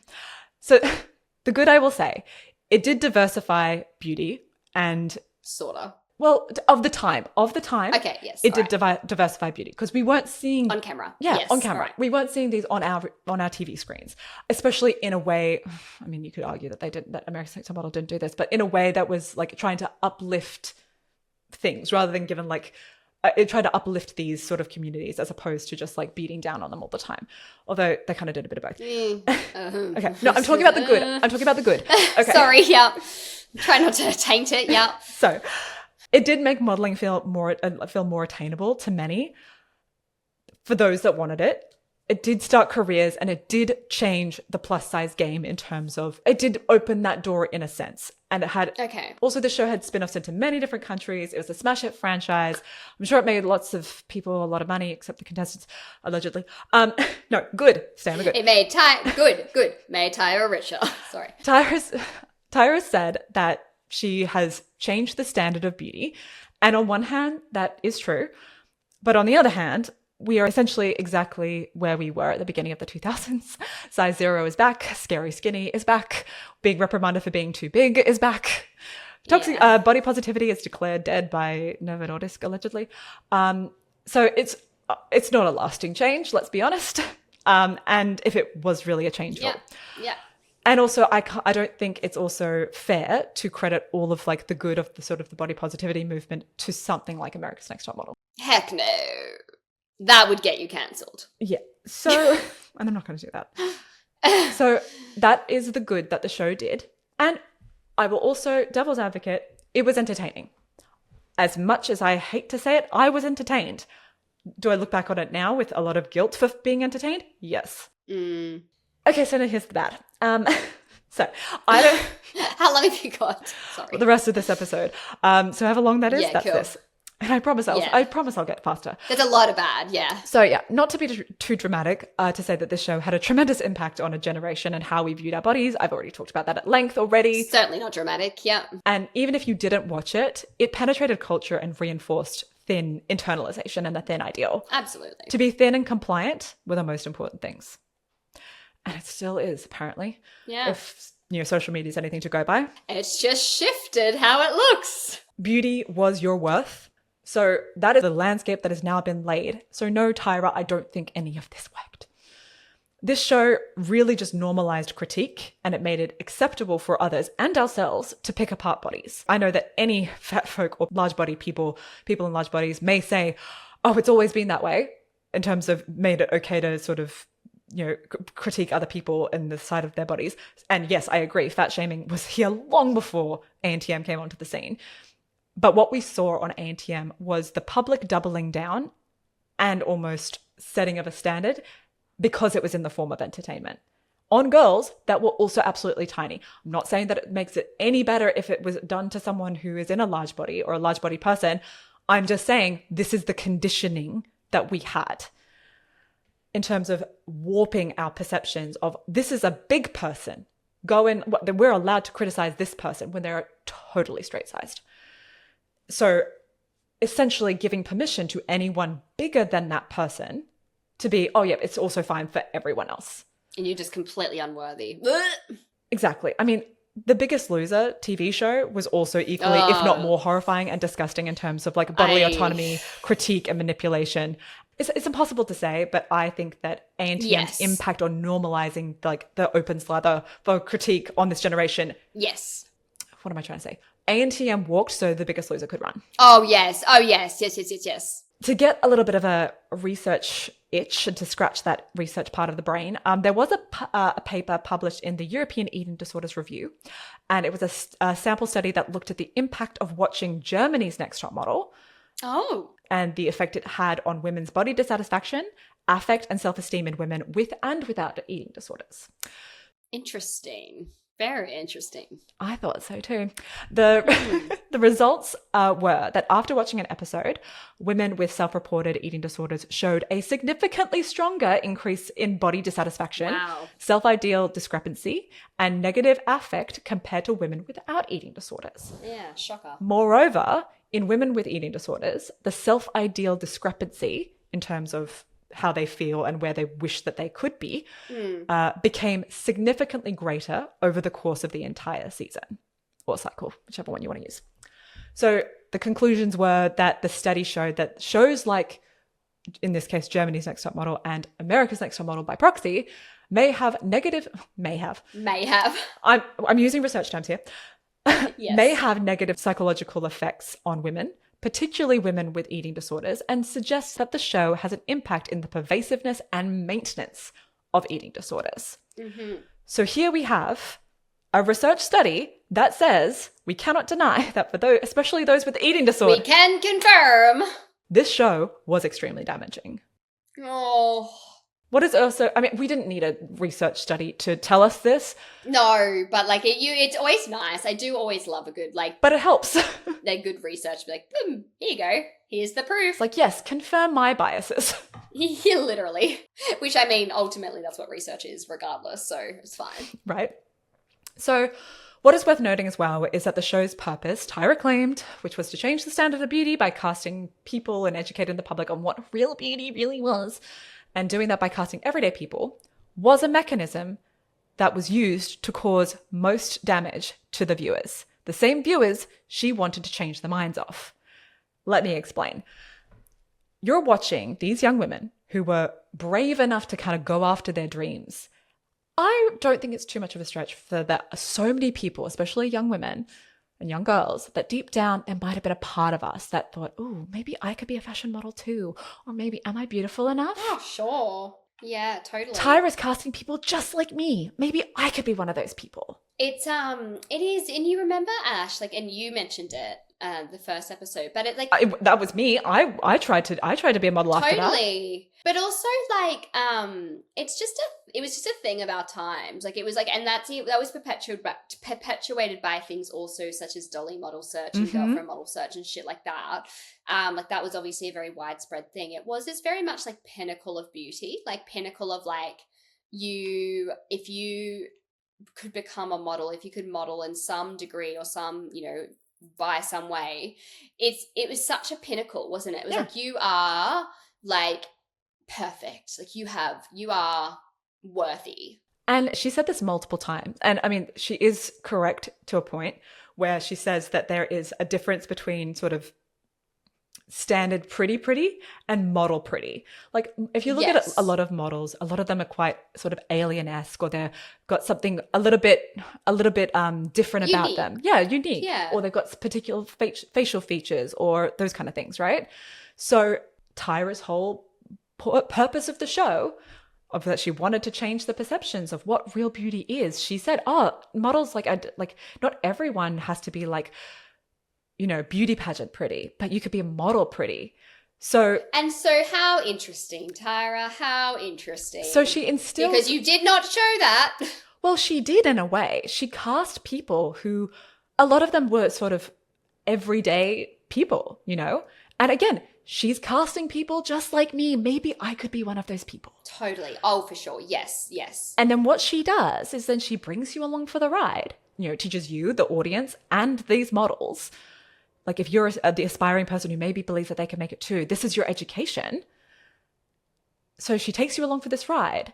Then she retouches the selected images to all of high hell, and then subjects these objectively beautiful people to a weekly, as we're shown to believe, humiliation ritual to break them down and in turn break us down as the viewers, because we saw ourselves in these contestants.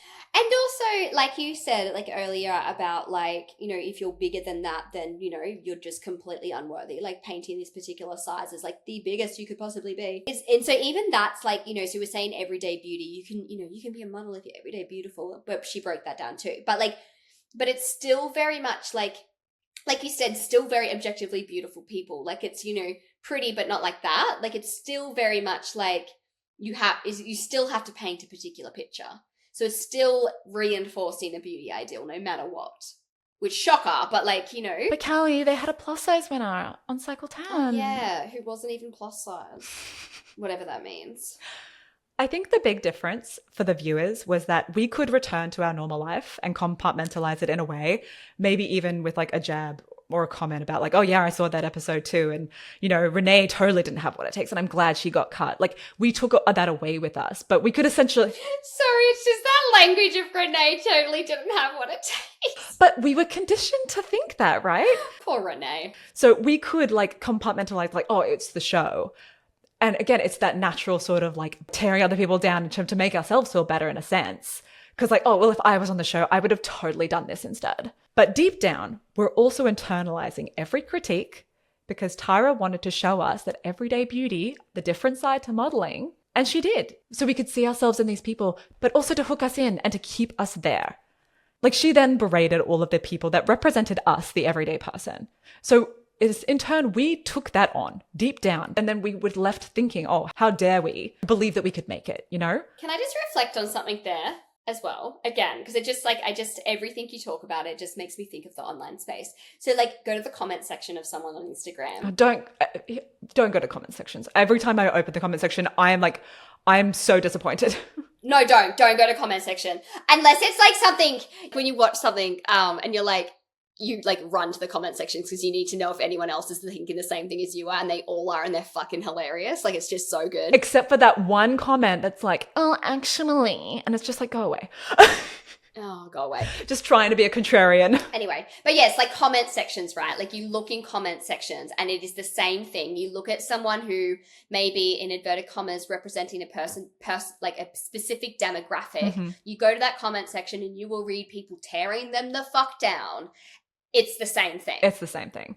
Again, this is what happens is we're internalizing and conditioning ourselves any sort of progress that we might make into thinking, oh, maybe I could do it. It's like, oh, no. Well, actually, no, you're too big or you're too shy or you're too arrogant or you're too sad or you're too independent or you're too unphotogenic, you're too slow to learn, or worse, you didn't want it enough. Or I didn't violate my own personal boundaries enough to make it as a model. That's what we're taught by this whole thing. Speaking for myself, this show was traumatic, and I think it has done so much harm as a whole. But the show was both entertainment and a silent teacher of these disordered ideals, and it taught us to be in constant surveillance of ourselves, of our weight and our appearance. Yet at the same time, I couldn't look away. I was enthralled. And I think also that nostalgia is also part of its appeal and a power over this generation, even to this day. Oh yeah, totally. So many like millennials in particular are looking back on ANTM and remembering that nostalgia and the cult like following it had. And that's why I do think it is hard for people to sort of reckon with the harm that it's done. Like, thankfully, majority of... So they almost have to like admit that they were kind of a part of that to a certain degree, right? And I will admit wholeheartedly, I shouldn't have found this entertaining, but I did. It's addictive. Yeah. Like, but thankfully, we're also seeing the show in a different lens now. And we can also see the harmful seeds that were planted in terms of like how we see food, our bodies, and like autonomy, because we do, and we acknowledge that, yes, damage was done. I think 2020 in particular saw us re-examine the show as a whole. And Gen Z in particular was like, oh, how did they get away with this? And so on that point, Tyra did respond to a lot of the criticism during 2020 with this tweet. Quote, "Been seeing the posts about the insensitivity of some past ANTM moments, and I agree with you. Looking back, there were some really off choices. Appreciate your honest feedback, and I'm sending so much love and virtual hugs." End quote.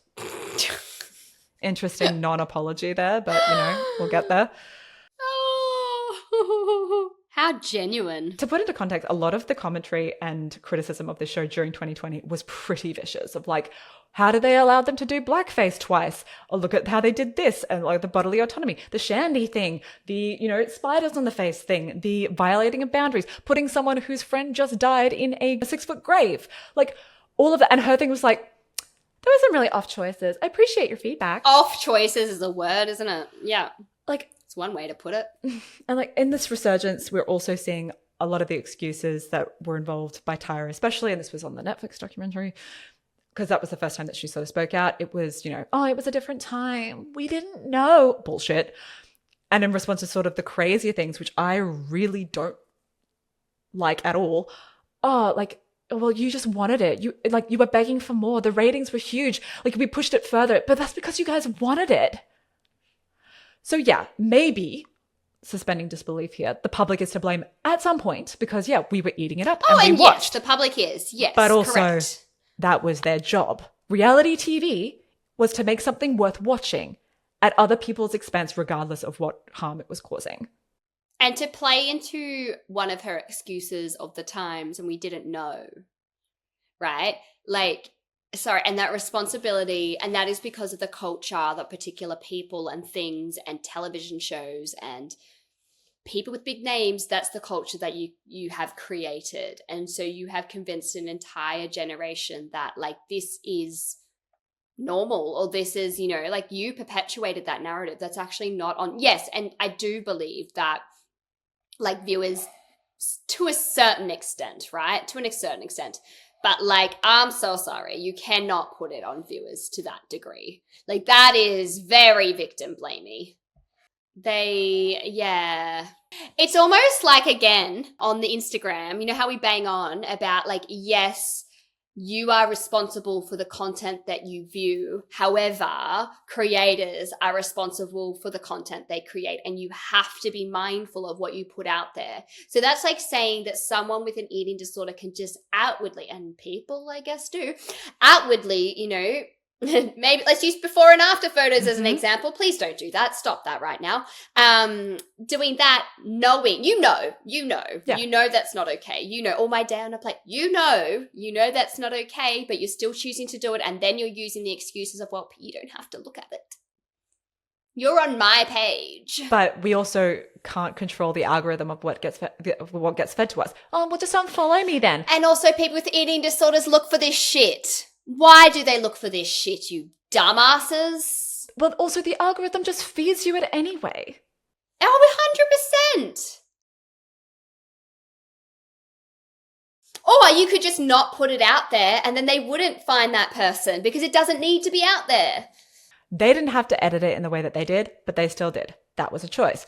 They didn't have to chop their hair off. The show didn't have to do all of the things that they did, but they did it anyway. And they were choices. And you cannot tell me it wasn't for shock value.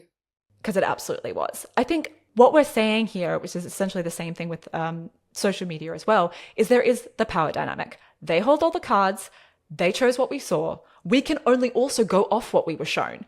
They had hundreds and hundreds of hours of footage, multi-millions dollars of budget, and the powerful backing of studio networks and brands, by the way. How much of that ends up on the cutting room floor, they decide what goes in. We had 45 minutes per week, like on our TV screens. But tell us again how we made you do anything? Yeah, absolutely. And people are looking for validation. Like you, for an example, Ash, I remember the last episode you spoke about how that person's thighs were being measured, right? And you remember that feeling. Yeah. You remember, because you remember that, like, oh my God, my thigh is potentially bigger than that. And like that feeling. And so you're a victim of that. And so then you're going to come back for more because you're looking for validation. Mm-hmm. You're looking to make yourself feel better and but also it's addictive. To make yourself feel better, but also 110. It is an addiction. It is part of an addiction. And you cannot tell me they didn't know that. They knew that. Or they craft the show in a way that they wanted people to come back. It's just storytelling. That's their job. If we had stopped watching, they would have gone more insane and more outlandish to create must-see TV. So you can't blame the audience for everything. People stopped watching because it just kept being the same thing over and over. And then they tried to do more crazy things. And that's when you saw some of the more outlandish stuff happen. It doesn't mean that personal responsibility and duty of care goes out the fucking window. And I think this also begs the question to talk about. Should we stop watching reality TV? I don't know, maybe, but it's also not about shaming people for watching shows like this. They're designed to be entertaining. We're not telling you not to watch reality TV or even going back and looking and watching America's Next Top Model, but it's just taking stock of what you're watching. Don't go back and watch America's Next Top Model. Don't do that. So I will say that. I'll just say that. It's more about taking stock of what we're watching, questioning everything you see. Next time you see someone getting a villain arc, I'm not saying don't believe your eyes, because obviously people do say those things, but also there's clearly editing going on. Is stuff being said out of context? Yeah. I think that Abby Chatfield is a perfect example of this always. Like, you just see obviously the edit that Abby got, even down to, do you remember? Sorry, I never watched it. Oh, okay. So Is this maths? The Bachelor. So in Abby Chatfield's season of The Bachelor, her very first scene, like when she's introduced to The Bachelor. So The Bachelor at that season was like an astronomer or some shit like that. He's like a scientist. I can't remember exactly. Oh, right, yeah. His title, but she came up and we know now Abby had an entire conversation with him and she made a joke about her star sign. It was a joke about her star sign. They cut it and edit it as the very first thing, because you get a little like, this is who The Bachelor is. Mm-hmm. The very first thing that Abby apparently said to The Bachelor was, "Oh, I'm an Aquarius." Because she thought that him being an astrologist or whatever the fuck he was. An astronomer, yeah. Yeah, meant that he could read star signs and shit like that. And Abby Chatfield, keeping in mind, is actually a very intelligent woman. Like, I mean, she's got a master's in, I think, finance or something. Like, she's a very intelligent woman. Like, look, people say stupid things. And that's okay too. It's totally fine. Like, I say such stupid shit. On this podcast, we say stuff. All the time. I'm sure that if you could clip so many things that we say and take stuff out of context and to make it look like we're idiots.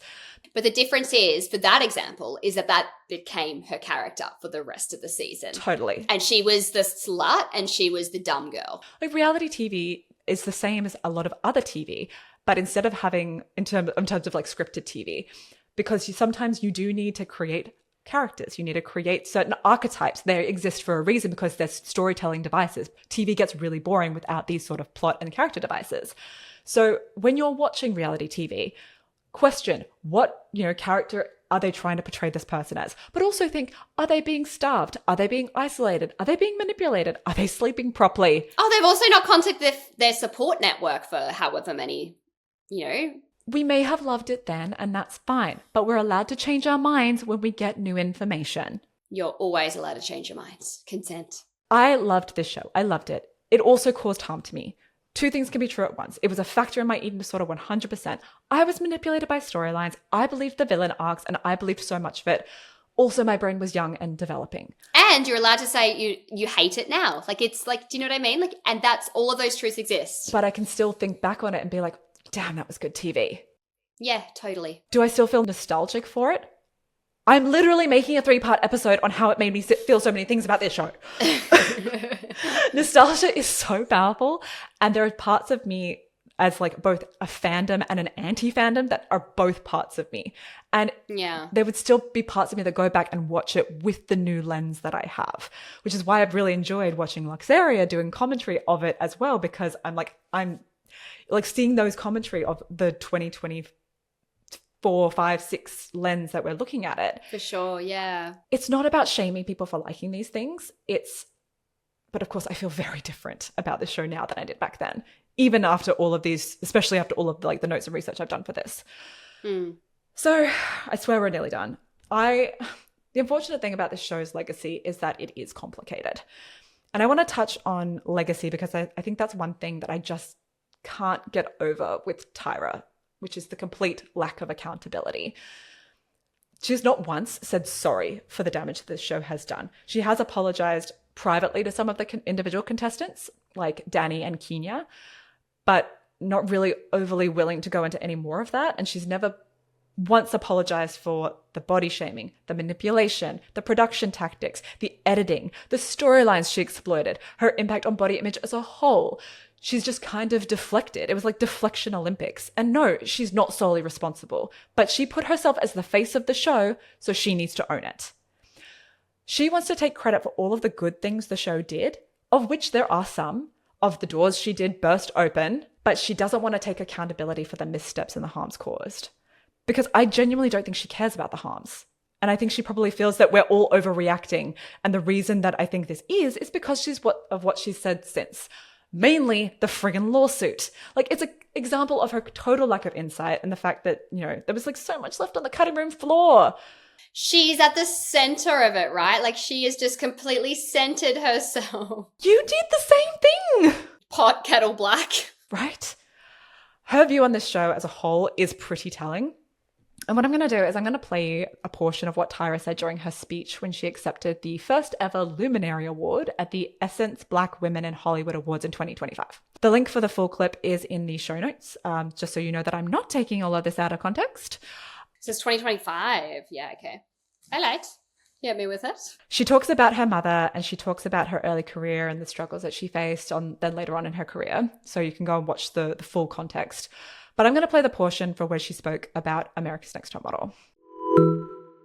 I have dedicated my life to expanding the definition of beauty. Over 20 years ago, I created a television show called America's Next Top Model.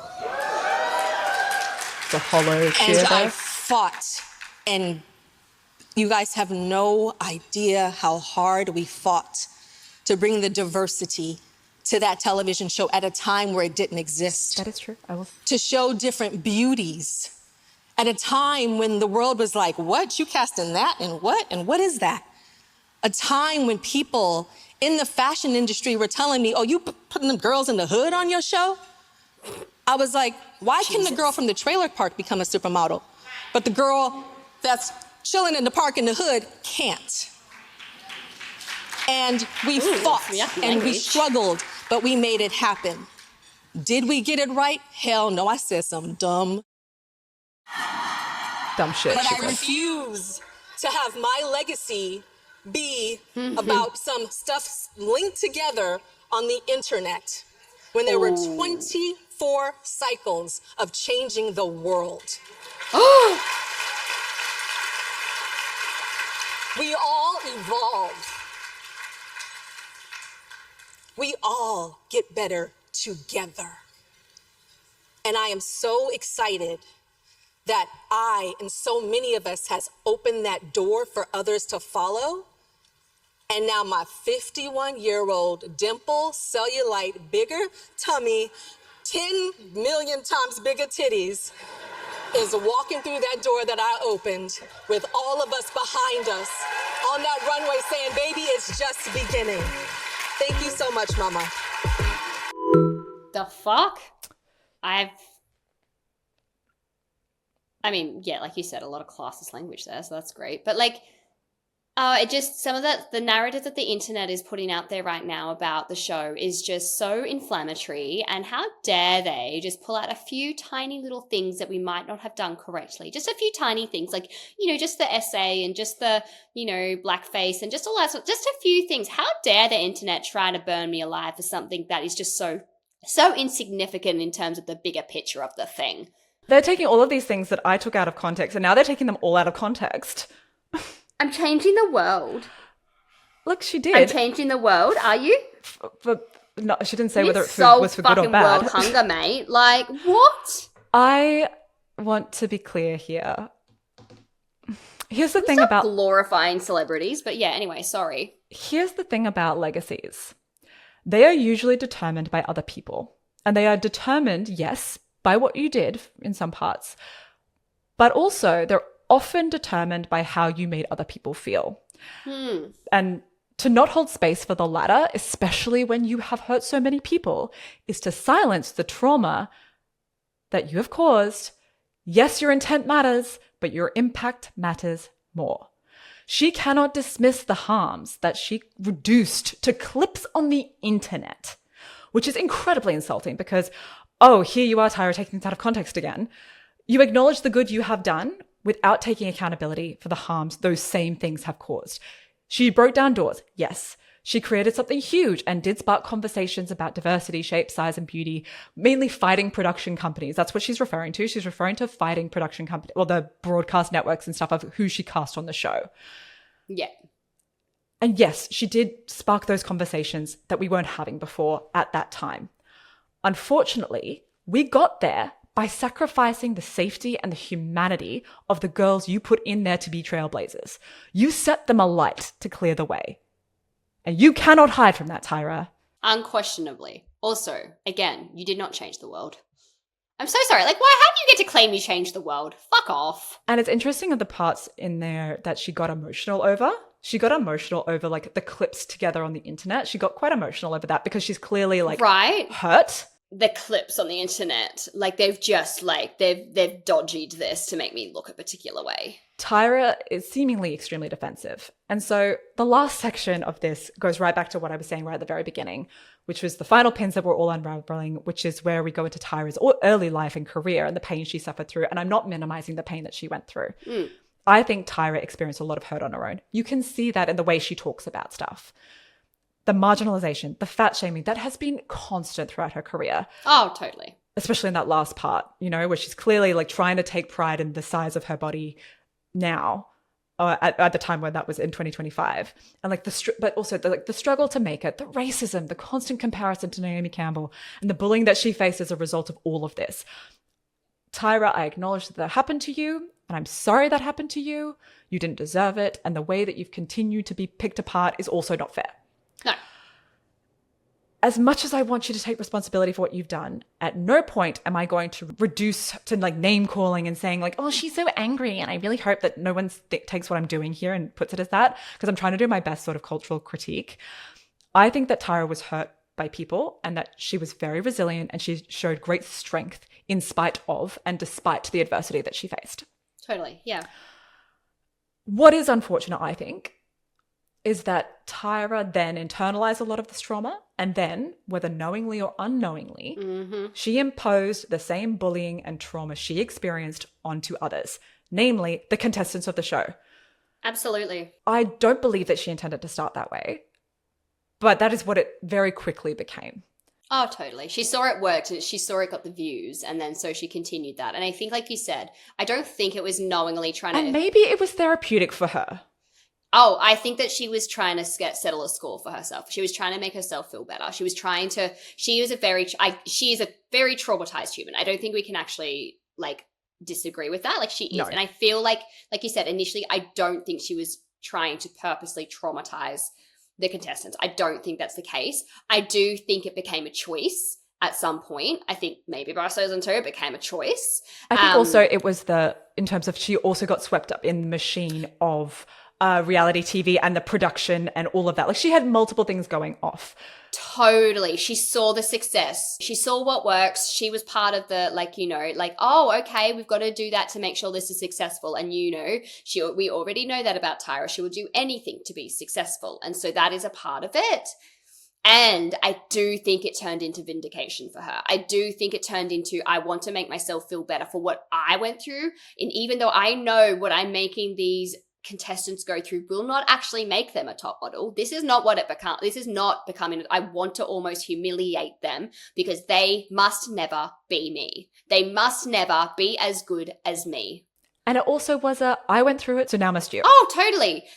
We saw that framing. And actually, just to bring it back to eating disorders, I think also whether or not she probably thinks this is what it takes to become a supermodel because that's what she pitched the show to be. It's kind of similar when we talk about those lived experience or like, you know, lived experience workers or experts who kind of go down this, oh, well, this is what worked for me, so this is what will work for you as well. And this idea of you're actually not... Throw that in the bin. Exactly. Like it's not a one size fits all. And I think you can probably be a supermodel in many other ways. Oh, yeah, like many. Yeah. I think that what the show tells us is that Tyra positioned herself as both a mentor and a gatekeeper.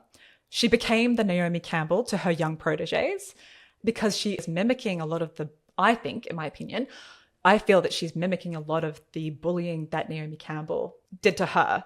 It's very much continuing the cycle. I'm sure Naomi Campbell felt threatened, and so Tyra felt threatened by these young proteges. The difference is, of course, Tyra is creating her proteges and then... I don't think she ever actually wanted to create a protege. I don't think so either. Like, I think she wanted to prevent that. No one could ever be me. Like, I think it's 100% she was continuing the cycle. That's what Naomi did to me. She never had any intention to create a protege. She wanted to prove herself to others and to herself that she was the one who had made it and survived the cruelty of fashion. She was the one who broke the doors. She was the one that, you know, challenged the beauty standards because her body looked a particular way. She was the one who did that. But I think instead of using that to create something that was an improvement, she made something that really just exacerbated the problems.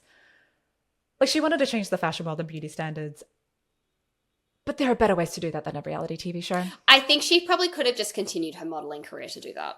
You could literally create anything or something that isn't subject to ratings. You could have become a politician. You could have worked with charities. She could have also created her own clothing label and selected the people that modeled for it. She could have become a philanthropist. She could have become a spokesperson. She could have become an actual modeling coach, like privately or something like that. So to me, a reality TV show that is built on manufacturing drama and production tactics that are not too dissimilar to torture devices, in my opinion, that's not how you make change. No, it's not changing the world. She was aging out of modeling and she wanted more. And there's nothing wrong with that. That's fine. It's like what next? And that's fine. You're allowed to do what's next. That's totally fine. That's a smart business choice. She's a smart businesswoman. But she also wanted to prove to her haters that she wasn't shrinking, and she also wanted to prove them wrong. And I think that's what this is about. 110%. What became clear is that Tyra made it to the top, but as you said, we don't think that she was really interested in producing the next big thing. Because again, there are better ways to do that. And did she? If she didn't in 24 seasons, I just feel like...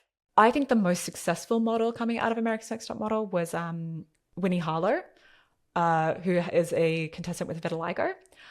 She went by a different name on America's Next Top Model, and her name is now Winnie Harlow. And Winnie Harlow has gone on to say that America's Next Top Model really didn't do much for her. Interesting, that. I think that sort of to create sort of almost the next big thing, it was in spite of America's Next Top Model, not because of it. I personally think that Tyra was so petrified of someone coming to knock her off the top that she pulled the ladder up behind her. The way that she would pick apart these young women, in particular the black women and the plus-sized or curvier or bigger, fuller-figured people, whatever word you want to use. I don't think that was the actions of someone who wants to build someone up. These were the actions, in my opinion, I know I keep saying that. Wanted to make sure that they don't take over her spot because she was that. That's my role. That's the role I play. You can't take over that. I know I keep saying in my opinion, it's, why it's... It's so we don't get a lawsuit.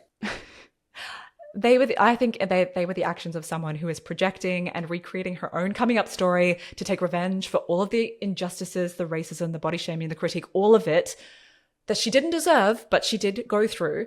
And she took all of that out on vulnerable young women to sell them a dream while she exploited them on international television, all while wrapping it up in empowerment and brushing off the abuse of power as the realities of the fashion world. The message was never, this is reality TV. It was always framed as, this is how the real world works, and if you can't handle it, you don't want it bad enough, or you're just not cut out for it. And I personally think that this framing did more damage to a generation than any other show. It normalized humiliation, ridicule, and abuse as a mentorship, or to be like the express track to success. For some, it was pitched literally as an express train out of poverty. And that's why ANTM is so much more than like a messy early 2000s show. It was an institution, and institutions shape culture. Yeah, truthfully. And let's not forget, she was making millions of dollars. Oh my God, off yes. this. And she still is, from like reruns. And none of those contestants ever saw a dime. She would have been paid something by Netflix too. Oh yeah, she was paid to be a part of the show, I believe. I know that the contestants weren't. Surely. Yeah, I mean, why would she go on it? The past contestants of America's Next Top Model who appeared on the Netflix show, I don't believe were compensated. They just wanted to settle a score. Well, it was pitched as, here's an opportunity to share your story, and we can't be seen as paying you because then it would be seen like you're incentivized to speak poorly. Sure. Was the way it was pitched. But I think, you should just pay people for their work, but that's just me. I think the same, but anyway. I don't know if Tyra was paid for Netflix. Maybe she was. Surely. I can't imagine not being, but anyway.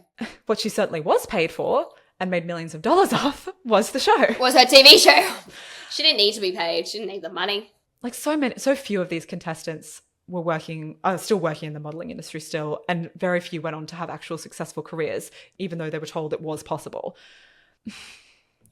I think this show is just full of contradictions, as we've kind of gone through this entire thesis of her whole premise of the show is a contradiction, that she wanted to show the reality of the modeling industry while also changing the standards of beauty. That itself is a contradiction.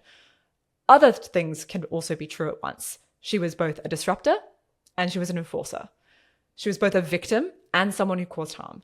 She opened doors for representation while also reinforcing harmful standards. And her show became the reason that so many people in the industry shut doors to ANTM contestants, labeling them as reality TV cautionary tales.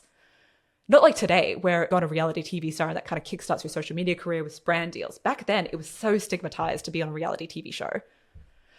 She celebrated fiercely real, quote unquote, bodies while still labeling them, judging them, and shaming them.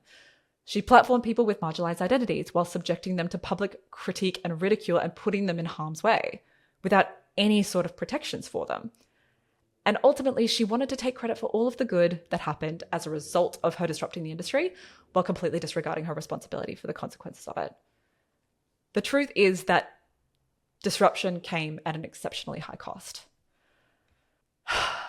Yeah. All right. So I'm going to leave with some final thoughts. Finally.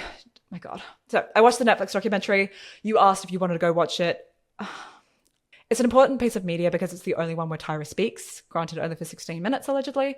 But the 16 minutes that was portrayed was her being so rehearsed. She was dodging questions. She was dodging accountability. And it was just full of deflection. She is essentially a well-oiled, media-trained machine, to the point where I feel that she's completely void of any personality. And it's so frustrating because I do feel like she was still trying to stage manage and executively produce us in her presentation. Interesting. Yeah. But also similarly to things like true crime, I would say all of the focus can often be on perpetrators when it's more important that you hear from the victims. And I hope that I try to do that throughout this. But of course, if you want to hear more from the contestants themselves, there's heaps on the Vice documentaries, the E-documentaries, and of course, the podcast, The Coercive America's Next Top Model. Also, Oliver Twixt interviews, where he interviews all the past contestants, as well as their books and their own social media.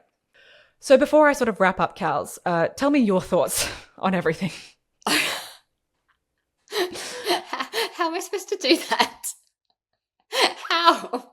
What are my thoughts? I feel like we just gave them all. I feel like, yeah, like that in a nutshell. Like Tyra, I understand maybe, like I think she was initially just acting from this place of like trauma and just like, but then she saw it made money. Like she just did not want there to be another Tyra Banks. She wanted to be the Tyra Banks. No one else was allowed to be, and this was her way to prevent that from happening. That's my thesis in a nutshell. Yeah. Yeah. I don't think I think, yeah, we've really have covered so much of this. Yeah, like and it's fucked up. Like it is so beyond fucked up. I don't have anything more to add to the, like, do you know what I mean? Like it's just, I don't know what else I can say to express how fucked up it is. And I think also it's like, again, as it relates to eating disorders, as we keep sort of bringing it back, is absolutely, the effect that it had on people at large, but also we're seeing the same thing in social media. Oh, 100%. And I think that is like and like core, these weird right? influencer wars as well, like people like drama created by other influencers who don't fit to the perfect standards. It's just parasocial bullshit. Like it's weird. Please just like critique and like, you know, and it's the same like online, right? Like, you know, who has brand deals? Who, like, what are people, why are they telling you? And like, oh my God, it's just, none of it is real. None of it is true. They're showing you a very curated version of things. Don't read comment sections unless it's funny or like cute or like, you know, worth it. It's relatable to now. Like this is, think of all of this. And like I said, like we said, it seems extreme when we talk about it now because it is. It wasn't back then. And the same thing is happening now. So in, you know, however many years' time, we're going to look at the online scope and we're going to have the same commentary. So Tyra had her sort of piece in the Netflix documentary, although she'll probably say that she didn't. What did she expect? For them to air 3 hours of just her talking? I think it was more, it was manipulated to make her come across a certain way. I'm just like, I just asked you questions, doll. I guess you now know how it feels. And yes, maybe it was, but like exactly right.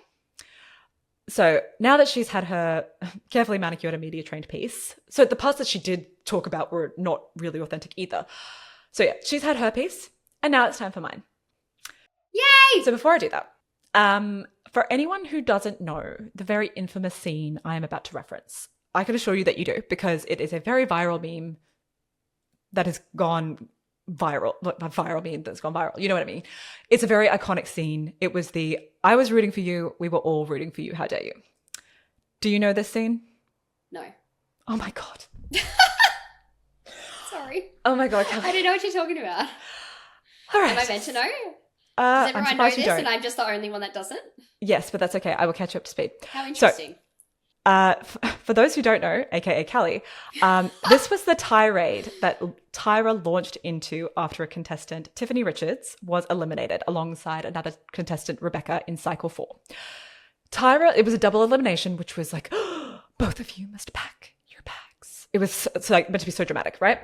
Tyra was not satisfied with Tiffany's reaction to her being eliminated because Tiffany was extremely over it. She was done. She wanted to go home. She thought it was dumb as hell. She was so over it. Yeah, fair. That would be me, but yeah. And so Tyra was really disappointed in Tiffany for not being sad enough. And I said it once, I've said it multiple times. One of the mortal sins of top model is not being sad enough or grateful enough. So this tirade shocked everyone, including crew and producers, so much so that the original recording, the unaired version, has been expunged and never seen the light of day. Really? What aired was the tame version. Apparently what was cut out of this rant was extremely disrespectful to Tiffany and it still scars her. Jay Manuel has since said that Tyra was ushered off set immediately after it happened, and the next time everyone was on set, all the lawyers were there. So it's super empowering. So I'm going to play it because clearly you have not seen it, Callie. I feel like the only part I can remember is like I was rooting for you, but I could not give you anything else to that. Okay, so for my final thoughts, I'm also going to use Tyra's own infamous words. I was rooting for you? Yeah, but I'm going to play you this so that you have context. Yeah, I need context now because I have no idea what, like, I don't, I can hear that I was rooting for you. I don't, but nothing else. That's all I know. For those who aren't watching this and who don't know the scene, it's Tyra standing, it's in judging panel. Rebecca and Tiffany have just gone to hug the contestants who were safe and like, oh, say your goodbyes. So then Tyra calls the two, Rebecca and Tiffany, both back to stand in front of her. Keep in mind the judging panel is behind Tyra. And Tyra's also on a raised platform because production, but also she needs to be above everyone else. Sorry, I'm so shady. No, totally. And Rebecca is standing there next to Tiffany, and Tiffany is just looking more and more deflated. And this is what happens next. And you come in here with a defeatist attitude. I don't have a bad attitude. Maybe I am angry inside. I've been through stuff, so I'm angry. Yes, but it's not, this is not, be quiet, but Tiffany. everybody, Be quiet. That's what is wrong with you. Stop it! I have never in my life yelled at a girl like this. When my mother yells at this, it's because she loves me. I was rooting for you. We were all rooting for you. How dare you? Learn something from this. When you go to bed at night, you lay there and you take responsibility for yourself, because nobody's going to take responsibility for you. You roll in your eyes and you act like this because you've heard it all before. You've heard it all before. You don't know where the hell I come from. You have no idea what I've been through. But I'm not a victim. I grow from it and I learn. Take responsibility for yourself.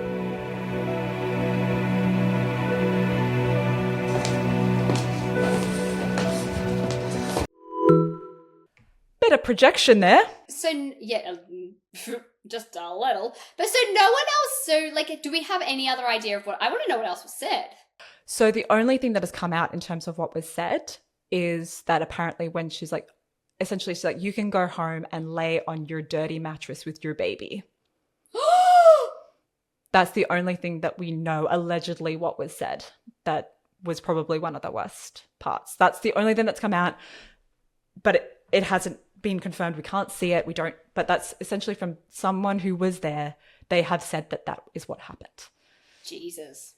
J. Manuel has said, I'm not going to repeat it because it's just so horrible what Tiffany heard. And I realized that I was like laughing and reacting in parts of it is because I'm so uncomfortable, and it's not funny. Like, this is not funny, that clip. And of course, so uncomfortable. It's so uncomfortable. But given that Tyra felt that that was appropriate, I'm going to use her own words, the same ones that she shouted and used to berate Tiffany Richards, and turn what Tiffany has said was one of the most humiliating moments of her life into a viral meme. I'm going to use this as the basis to say what I think you need to hear, Tyra. Be quiet, Tyra. Be quiet. Stop talking. What's wrong with you? Stop it. I'm not going to yell because I have never in my life yelled at a girl or a woman the way you yelled at Tiffany.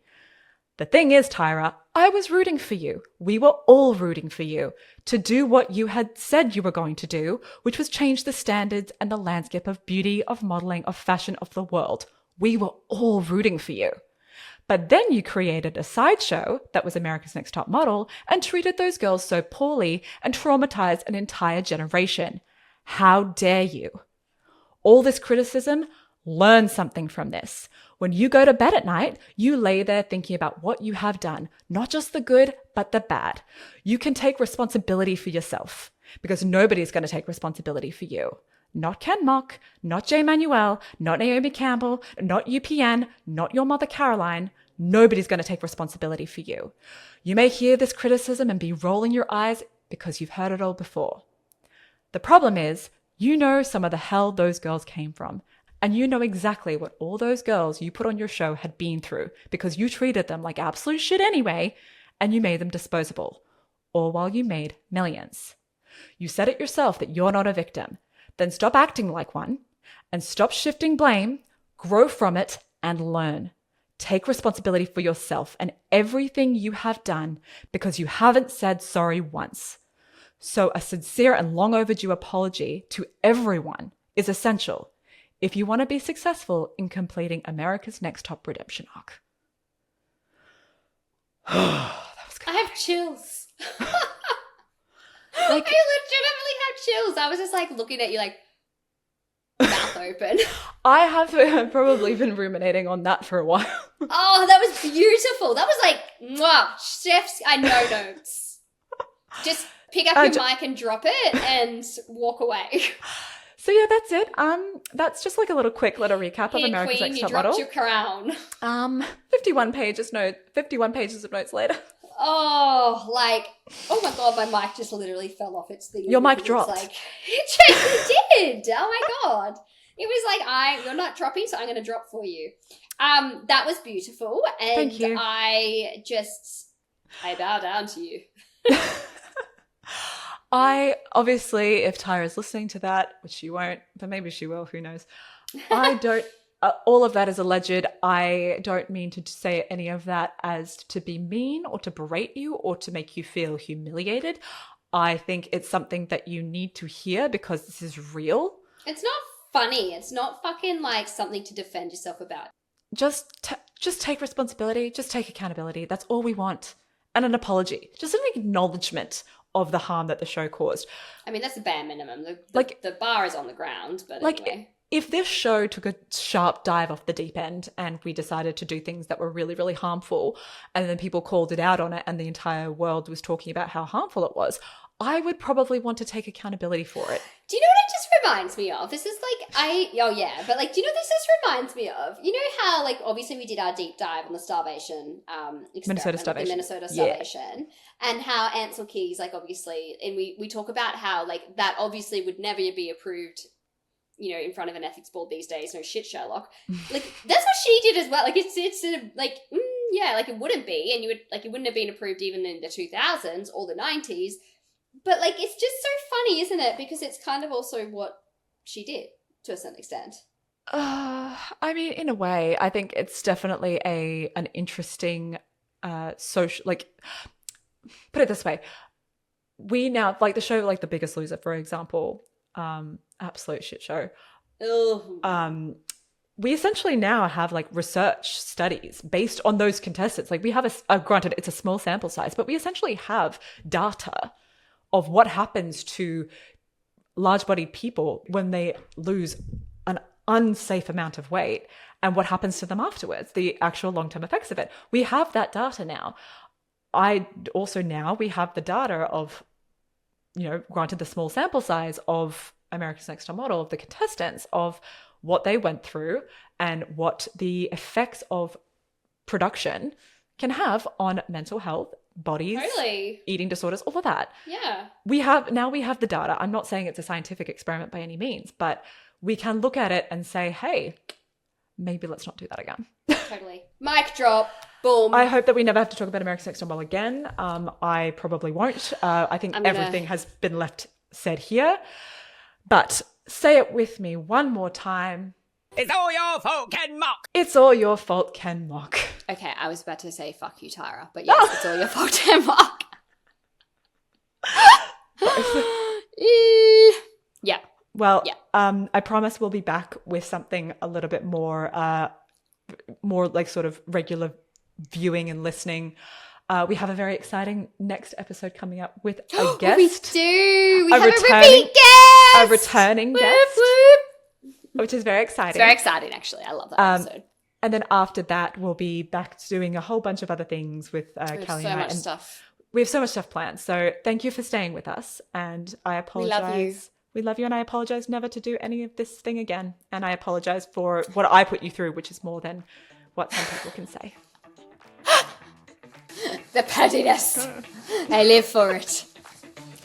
You've been listening to The Recovery Feed, hosted by Ash Myberg and Callie Cote. You can find us on Instagram and YouTube at The Recovery Feed Pod, or via email at therecoveryfeedpodcast@gmail.com. If you'd like to support the show, thank you so much. You can do that at Buy Me a Coffee. It helps fund the running of this podcast to make sure we can keep bringing you episodes like this one. Extra information and resources are always available on our website, therecoveryfeed.com. And if you're so inclined, you can leave us a 5-star review on your podcast platform of choice. This podcast was recorded on the lands of the Gadigal and Gubbi Gubbi people. This podcast is general in nature and has not taken your personal circumstances or medical history into account. We are here to share our own experiences and the things that we have found helpful throughout our own personal recovery journeys. Please remember that each person's journey and circumstances are different, and not all of the information contained in this podcast may be relatable to you. It's important you consult your own GP or recovery team to seek out tailored advice before making any important decisions relating to your own health and recovery process.